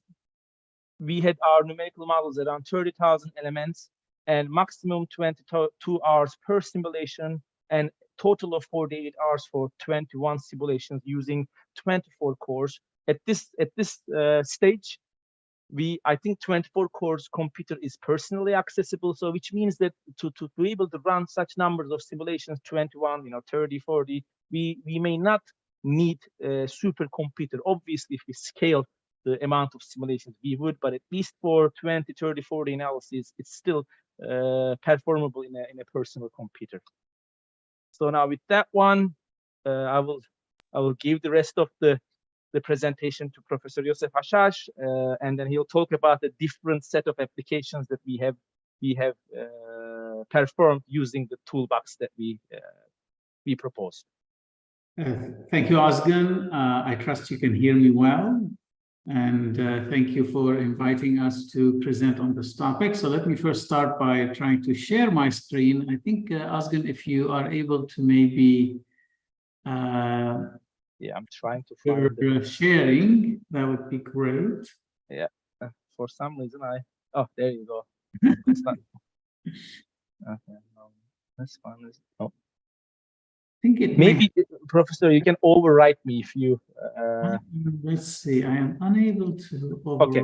Okay, let's try it right now. So let's see here. Okay, are you able to see my screen? And I'm going to go into a presentation mode here. Yes. Okay. Yes. Now, okay, how is that? Are you able to see it in presentation mode? Nope. No, you need to. It shows the presenter view, not the spectator view. So let's Maybe you can just switch it around. How about now? There you go. That should be it. So it's working. Okay, great. Oops, sorry. There you go. Let's see. Sorry, I need to go back to this here. Okay, so you can see it well, right? No? Yes. Okay, great. Thank you so much. And Professor, I'm still seeing the presenter. Yes. Maybe the presenter view. Okay, let's try one more time. This is better now? There you go. Okay, good. So in this last part of the presentation, we want to share with you the performance of this new constitutive model that Ozgun introduced, and show you how well it has been able to reproduce other problems that we have interest in, a number of source structure interaction problems. I'll be fairly brief with each problem as I present it and highlight the key findings from these simulations. The first one we're interested in is the problem associated with the interaction of tool structures with tunnels and underground stations. The reason we're interested in that is because we're building ever taller buildings, high rises next to our underground infrastructure. And these tall structures, when they are exposed to ground shaking, they will shed a base shear that will somehow have to be carried by the adjacent underground structures. We conducted a series of centrifuge tests at the time as part of this work to first develop a synthetic set of data, since we don't have real performance data on this topic. And then we ran these, we reproduced those simulations using the combination of LS-DYNA with iSoil, and we did a couple of different simulations, one with macing and one with non-macing damping capabilities or hysteretic loops. And we found that the model, we're looking at both measurements from the centrifuge test as well as the simulations. The measurements are in the dashed black line, the centrifuge test, and then the green and the red are from the LS-DYNA iSoil combination. We see that here at the points A and point B, these are A is this one point, and then B is this point here, and we have this is our high-rise building, mid-rise building. We're capturing the surface response spectra very well as we are looking, when we're looking at the dynamic earth pressures, we are in the same general ballpark. What is very important about, or unique about the model, the iSoil model, is the ability to generate volumetric strain and look at these settlements that would occur. These wiggles here you're looking at is the time history of settlement, and the blue and green lines represent the settlements from the iSoil model. And we seem to be doing a pretty okay job, a decent job in terms of capturing it. This you have to always look at it in the context of what else is available to us to capture this behavior. Another problem we looked at is the numerical simulation of a concrete-faced rock-fill dam. And the problem of these dams is that during seismic shaking, they do settle and they can experience some damage. And there were, and this is an example after the Wanshuan earthquake in China. And you can see the joints experience significant damage. And we had a series of centrifuge experiments with detailed measurements of the concrete face with strains placed there to look at the movement and the settlements of that. And we were able to reproduce that in Alastina. It has a capability to represent water in addition to structural elements as well as the soil. And this is a representation of the surface response spectrum versus the measured values, the bending moments in the concrete face, as well as the acceleration response time series. And we find that also we're able to do a capture, we can capture the response using the same model calibration procedure that Osgun outlined earlier. Another one was looking at the Kashiwazaki Kariwa nuclear power plant and the settlement that were associated with a magnitude 6.6 main shock there that caused damage. And we built a model that is a three-dimensional representing both the weight of the power station as well as the nuclear power plant as well as surrounding structures. And then we were interested in looking at the settlements near the turbine building. This is the settlement we computed from iSoil Alastina model. And this is the range that was measured in the field. So we are seeing a range we didn't have, of course, a measurement of the full history of the development of these settlements, but we did have the final estimate of settlements based on field evidence. And we seem to be actually doing a reasonable job there as well. Another series of experiments we looked at in terms of the performance of iSoil and Alastina. That is the series of centrifuge tests that were done for LEAP, and this involves a liquefaction problem as well as settlements and development of water pressure. And here we're looking at the measured versus computed values.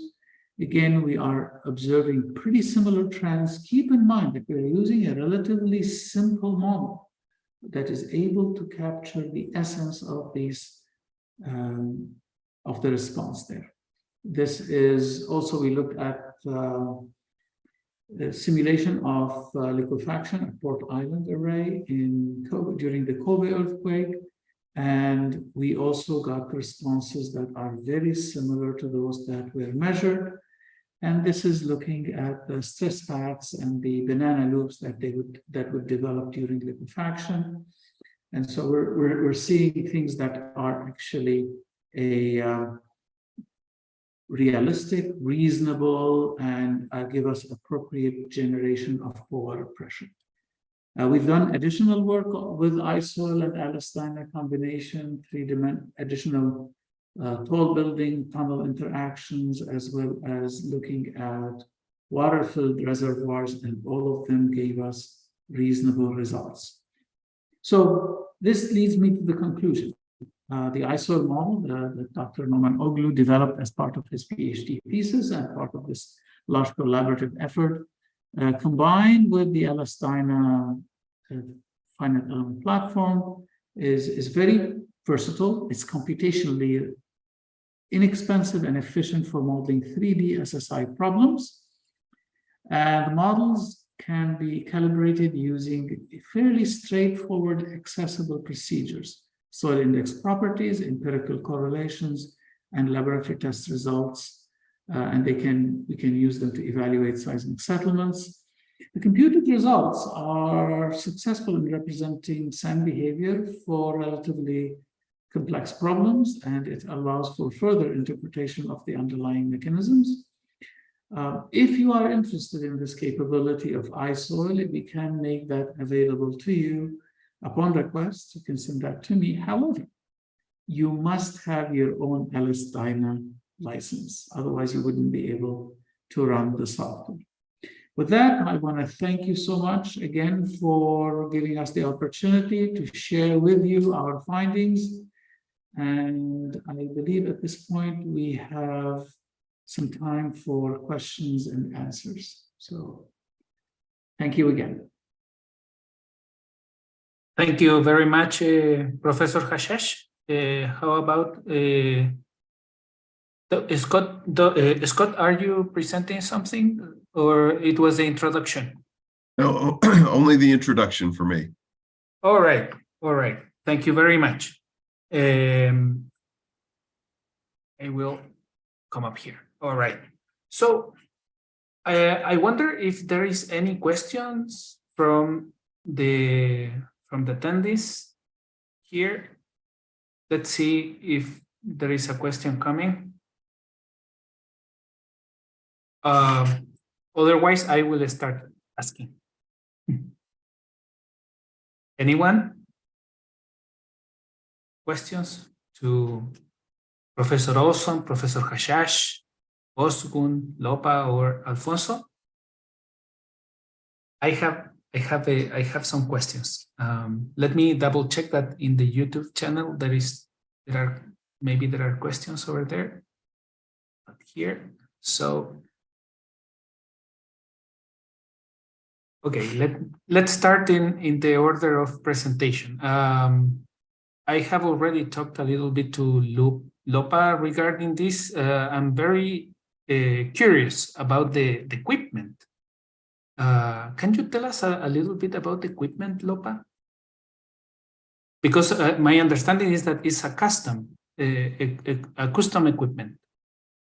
Yes, yeah, it is custom equipment. It was, Professor Rutherford worked with Professor Biscontin at A&M to develop a device in 2012, and we used that as a prototype and improved upon it a little bit to build the IMC DSS. It was all the parts were custom machined in the US, and then it was shipped to the UK for the data acquisition system, which was done by James Cox and Sons, I believe, and then it was shipped back to Illinois for us to use. So just to understand the loading conditions. Mm-hmm. So initially you have an overall stress, anisotropic around the specimen, and you have a deviatoric, and then you apply shear, or it's all the time an isotropic condition and you only apply pure shear? How does it work? So we apply a sigma VC during consolidation. And because of the stacked rings, it has a K0 condition initially. And for the drained loading case, we hold that sigma VC, and then we apply a horizontal shear in the X or Y direction at the base of the specimen. But as Lopa mentioned, if I could add to that, as Lopa mentioned, it does have an outer cylinder, so we can apply a cell pressure similar to a triaxial test, and that way you can apply any consolidation stress ratio that you choose, whether that's isotropic or any anisotropic stress ratio, in addition to the K0 that you would have if you do not use the outer cylinder. I see. So so when you have an isotropic and all around stress condition, you don't have the rings and only have the deviatoric, and you apply the shear? No, you would still need to have the rings. Sorry, go ahead. Oh, you're fine. Okay. You will still need to have the rings. That's how we form our specimens in the split molds, and it kind of holds the specimen in the cylindrical shape when we place it in the device. I see. So that would be the main difference with a DSS, with a conventional DSS. The issue that you have an all-around chamber that is able to apply this isotropic condition with the rings. Correct. Many of your commercial DSS devices, especially those from years ago, would not have that outer confining ring. You would only be K0 conditions for those. But many of the newer devices do have this similar chamber that allows you to apply an external consolidation stress or confining stress. I see. So this equipment is it's a unique equipment in the world, or maybe in Texas A&M they also have it. How, or you have improved it? How? Yeah, they have similar equipment at A&M, and I think Professor Biscontine might have moved to Cambridge with it. I'm not sure exactly where it is right now. We had introduced the Bender elements, and the data acquisition system was completely new. And it was a custom system that allowed us to apply that bidirectional seismic loads as the same time history as the actual earthquake. So that was a couple of improvements over the other device. I see. Thank you very much. That's a question that I had about the equipment. It's a very interesting equipment. It's difficult to imagine it for if it's not, it's so specialized, right? It's so specialized. Yeah. It's difficult to imagine how it works in detail. I will have to read the paper.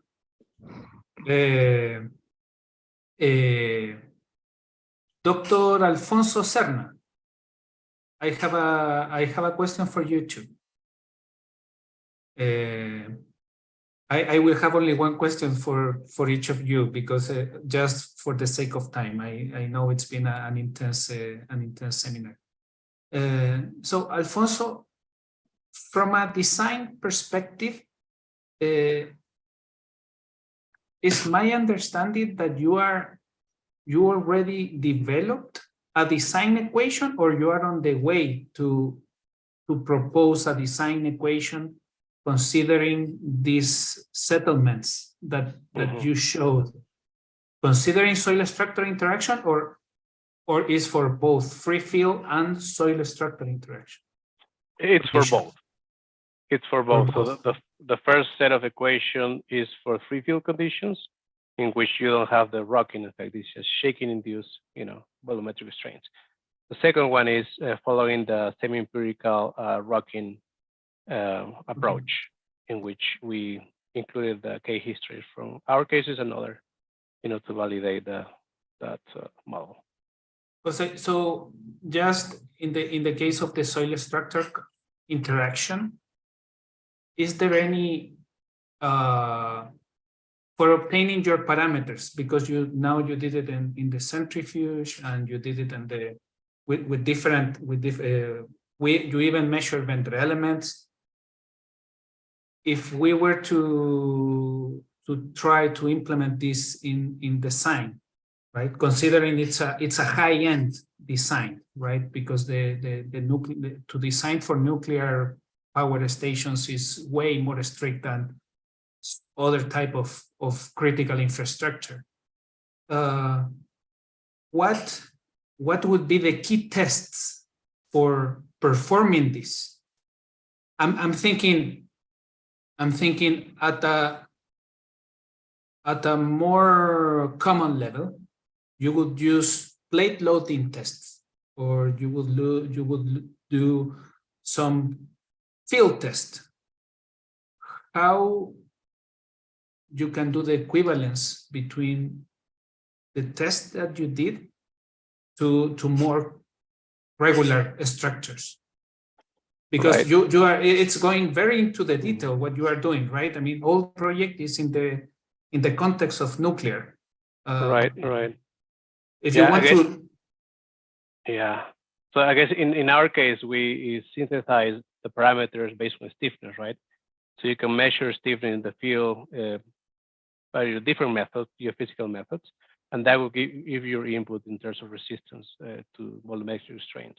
So you can measure that in the field. Particularly the K-naught. The K-naught, which is fundamental for a tunnel structure.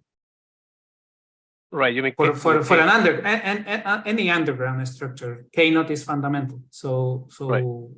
How would you proceed in that sense? K-naught is a challenge for tunnels, for slopes, for anything. We would love to measure K-naught in tailings and all these materials, but there's some advancement on that. I guess there's some kind of pressurimeter type of lathes that may engage the knowledge of K-naught.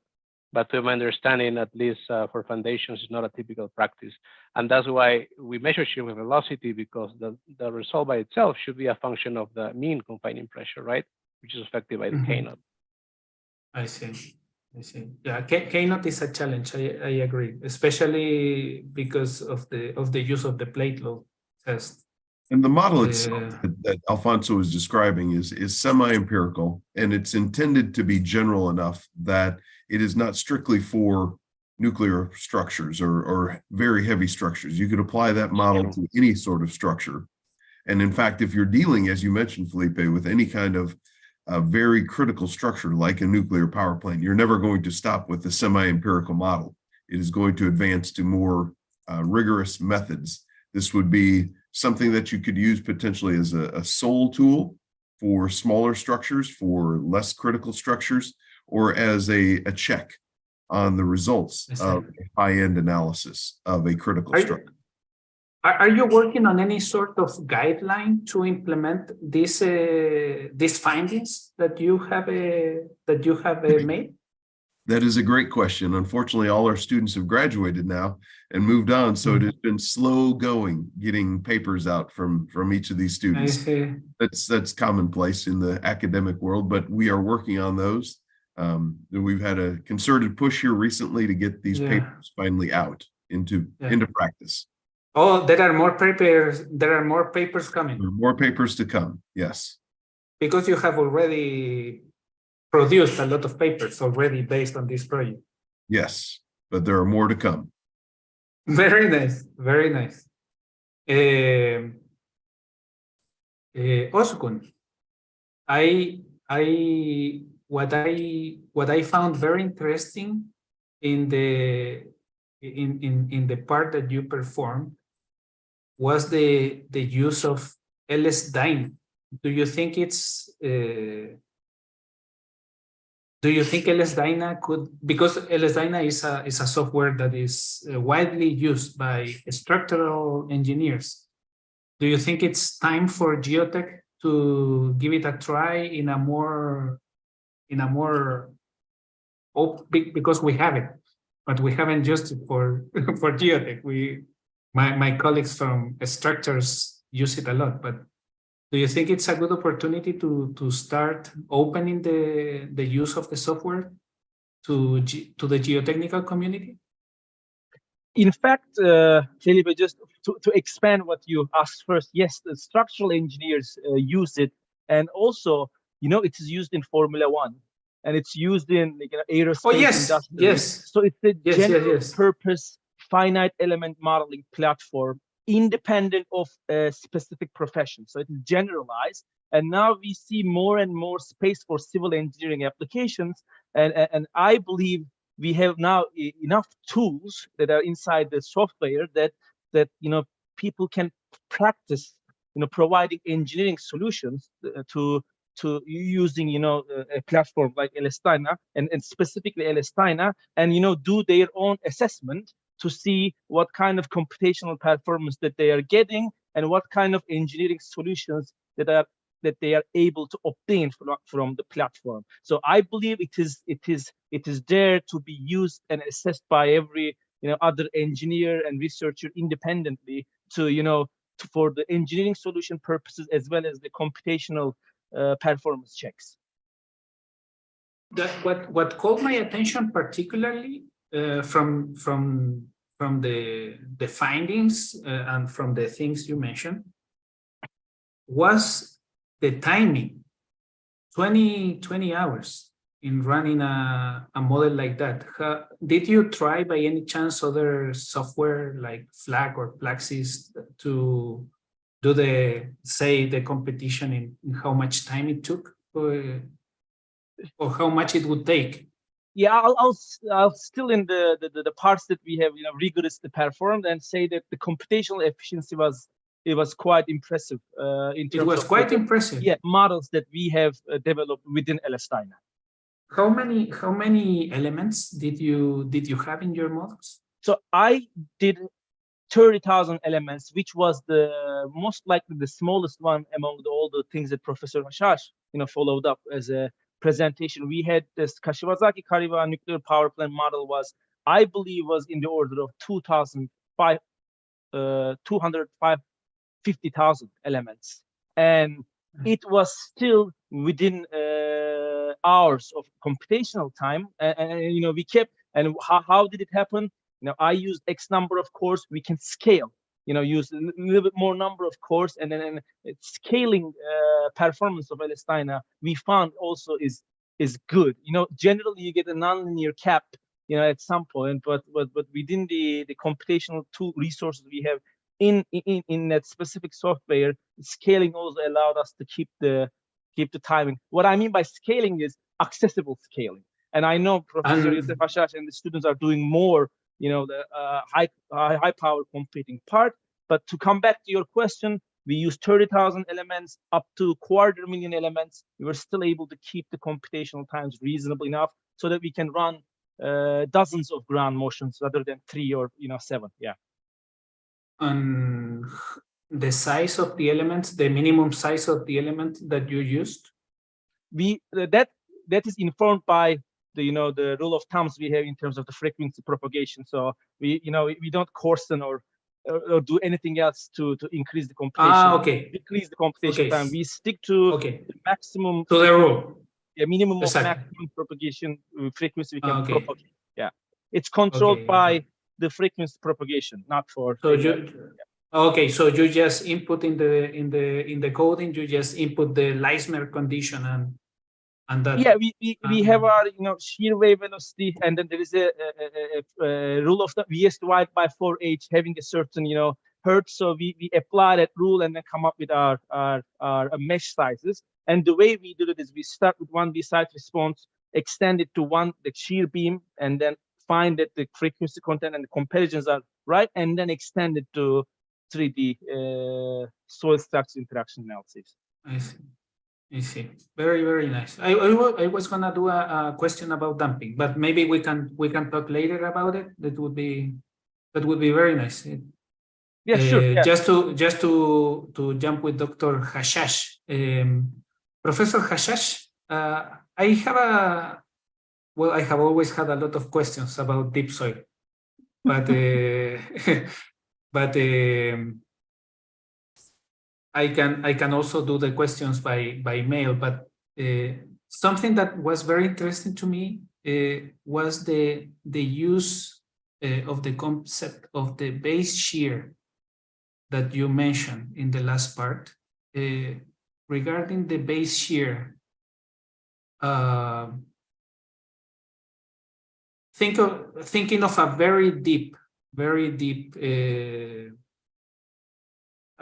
basement. I'm thinking here in Chile we have a large building which is over 300 meters high, the Costanera Center, and if I am not wrong, the depth of the excavation was approximately 30 meters or something like that. It was very deep.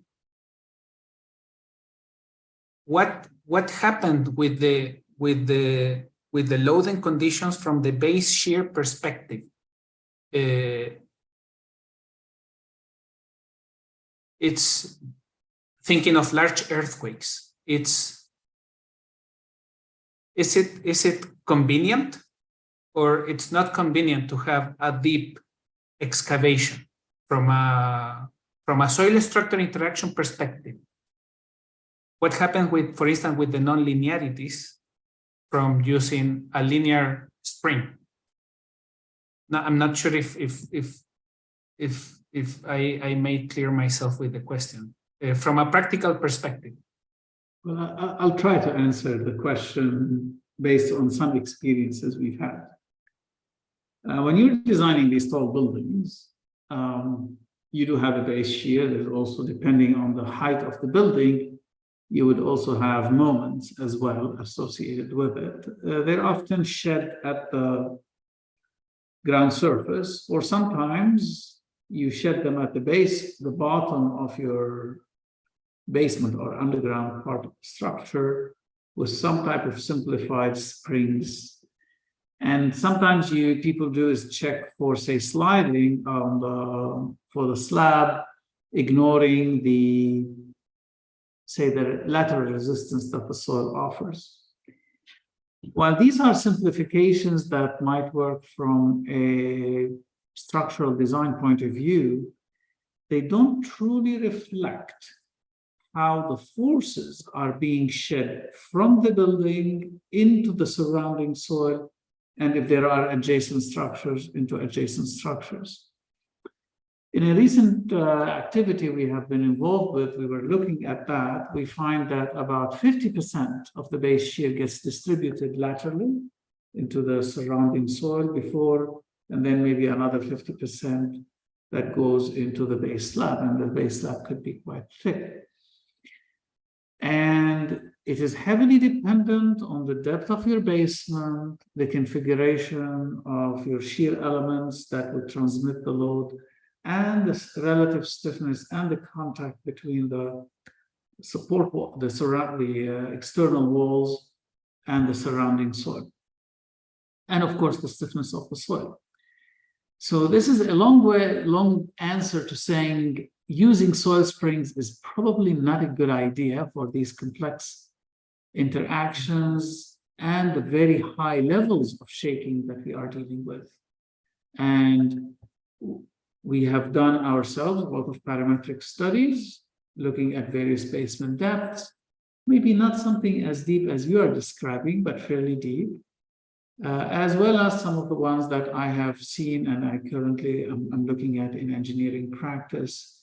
There is no simple answer. Even the shape of your basement, which sometimes doesn't necessarily reflect the footprint of the building, will itself impact the type of forces that you are shedding. Hence, you really need to do a true soil structure interaction evaluation, do a simple free body diagram, and get the forces or extract them from these analyses and check where they are going, where the forces are going, and whether it makes sense. And when you do that, and especially if you do the analysis right, you'll be able to account for all of it. But this is a nonlinear problem, and there are many moving parts that are not amenable to being captured in a simple analysis. And that goes back to your earlier question to Ozgun about the use of elastina. The nice thing we find about elastina is that we can represent both the structure and the soil with equal fidelity, as opposed to having a very advanced model of the structure and a few springs, or a highly nonlinear model of the soil and some pendulum and some shell elements for the structure. You really need to have an equal resolution of both to have a good representation of the soil structure interaction. And hence you need an analysis platform that can do that, and it can do it efficiently as well. Can I do one more question? By all means. From going to site response. Okay. Spectra. 5% damping of Rayleigh, or can we go higher? What would be your suggestion? So when you in general. Sure. When you do a site response analysis, be it time domain or frequency domain, you are propagating a time series, and then what you get at the ground surface is a time series. The damping within the soil is controlled by the modulus reduction and damping curves and the hysteretic behavior that you put in. At the ground surface, you're going to get a ground motion. Now, routinely, we often compute a 5% elastic damped spectrum at that ground surface. Can you use that directly for any type of structure? Well, that has to be done with great caution, because if the structure is going to experience different type of damping, you need to compute a different damped response spectrum. It could be less for, say, structures that you want to have remain essentially elastic, or much higher, 15, 20%, if you have a highly nonlinear structural response. This can be easily, you can go back to the time series and you can compute it. It's a pretty easy thing. It's a post-processing exercise that fortunately we can do afterwards, and it doesn't have to be done a priori. Ideally, you would want to take that time series and run the structural model, the above ground structure, and therefore there you don't have to ahead of time estimate damping, because then you rely on the estimate of levels of damping, deformations, cracked sections, etc., that would occur in the structure. I see. I see. Yeah, because generally by default, in people, we see that we work with 5%, right? But the soil, it doesn't have to be. It has. Yeah. it does. It can go higher, right? Depending on the exactly. And on the level deformation, right? Right. Thank you very much, Professor Hashash. Very well. Professor Olson, thank you very much. Professor Olson? It is our pleasure. I have another question. Okay. just to wrap up and finish. Very good. Is this entire project finished, or you would like to expand it? What is the are more or other type of infrastructure coming into study, or? So certainly this project itself is completed. It was completed a few years ago. As the students graduated, we finished this particular contracted project. But as Professor Hashash was describing, the tools that we developed as part of this project have been used for a variety of different types of infrastructure, underground infrastructure, above ground infrastructure, liquefaction problems. The model that Dr. Cerna-Diaz was describing, I had another student working on loose sand settlements and loose sand settlements under buildings. And so the model that, and part of the reason for the delay in publishing some of this was we were intending to combine those two sets of data. The dense sand data that were produced by Lopa, by Alfonso, and the studies from Ozgun, along with this other student's work on loose sands. So that's all of this is now coming together so that we can get these models out and published. So again, those are going to provide semi-empirical estimates for a wide variety of structures, not just nuclear power plants. I see. So it's an ongoing project somehow. In Although some, the main, in some way, yes. in some way, it's still ongoing. All right. We have been a lot of time talking about soil dynamics and talking about great topics. It's gonna be a long YouTube. We are gonna have to section, so people can look for the specific areas of interest. I appreciate all the effort you put to share your research with us here at University of Chile. I really appreciate the time you took to prepare such a well sequence of the story. You started with experimental with Lupa, then you went experimental and numerical with Alfonso, then completely numerical with Ozgun, and then you all wrap up very well the project. And we deeply appreciate it. It's certainly soil structure interaction is definitely the way to proceed. I'm not sure how quick is the transfer from the research perspective to the application of the ideas, but it certainly is moving in the right direction, and I thank you very much for sharing this with us. So with this said, on behalf of all of our team, I'd like to thank you, Felipe, for inviting us to join you this evening. We had a lot of fun with this. I know, speaking for Ozgun, Lopa, and Alfonso, I have to thank them for putting the presentation together. That certainly was not me. This was their work, their many years of effort. So I'd like to thank them and thank you again for the invitation. And we should certainly meet again so we can continue talking maybe about tailings. That would be an awesome talk to have also. So thank you very much again.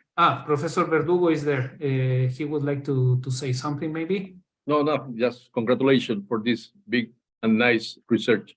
Thank you very much for sharing all this knowledge with us. Thank you. Thank you. Professor.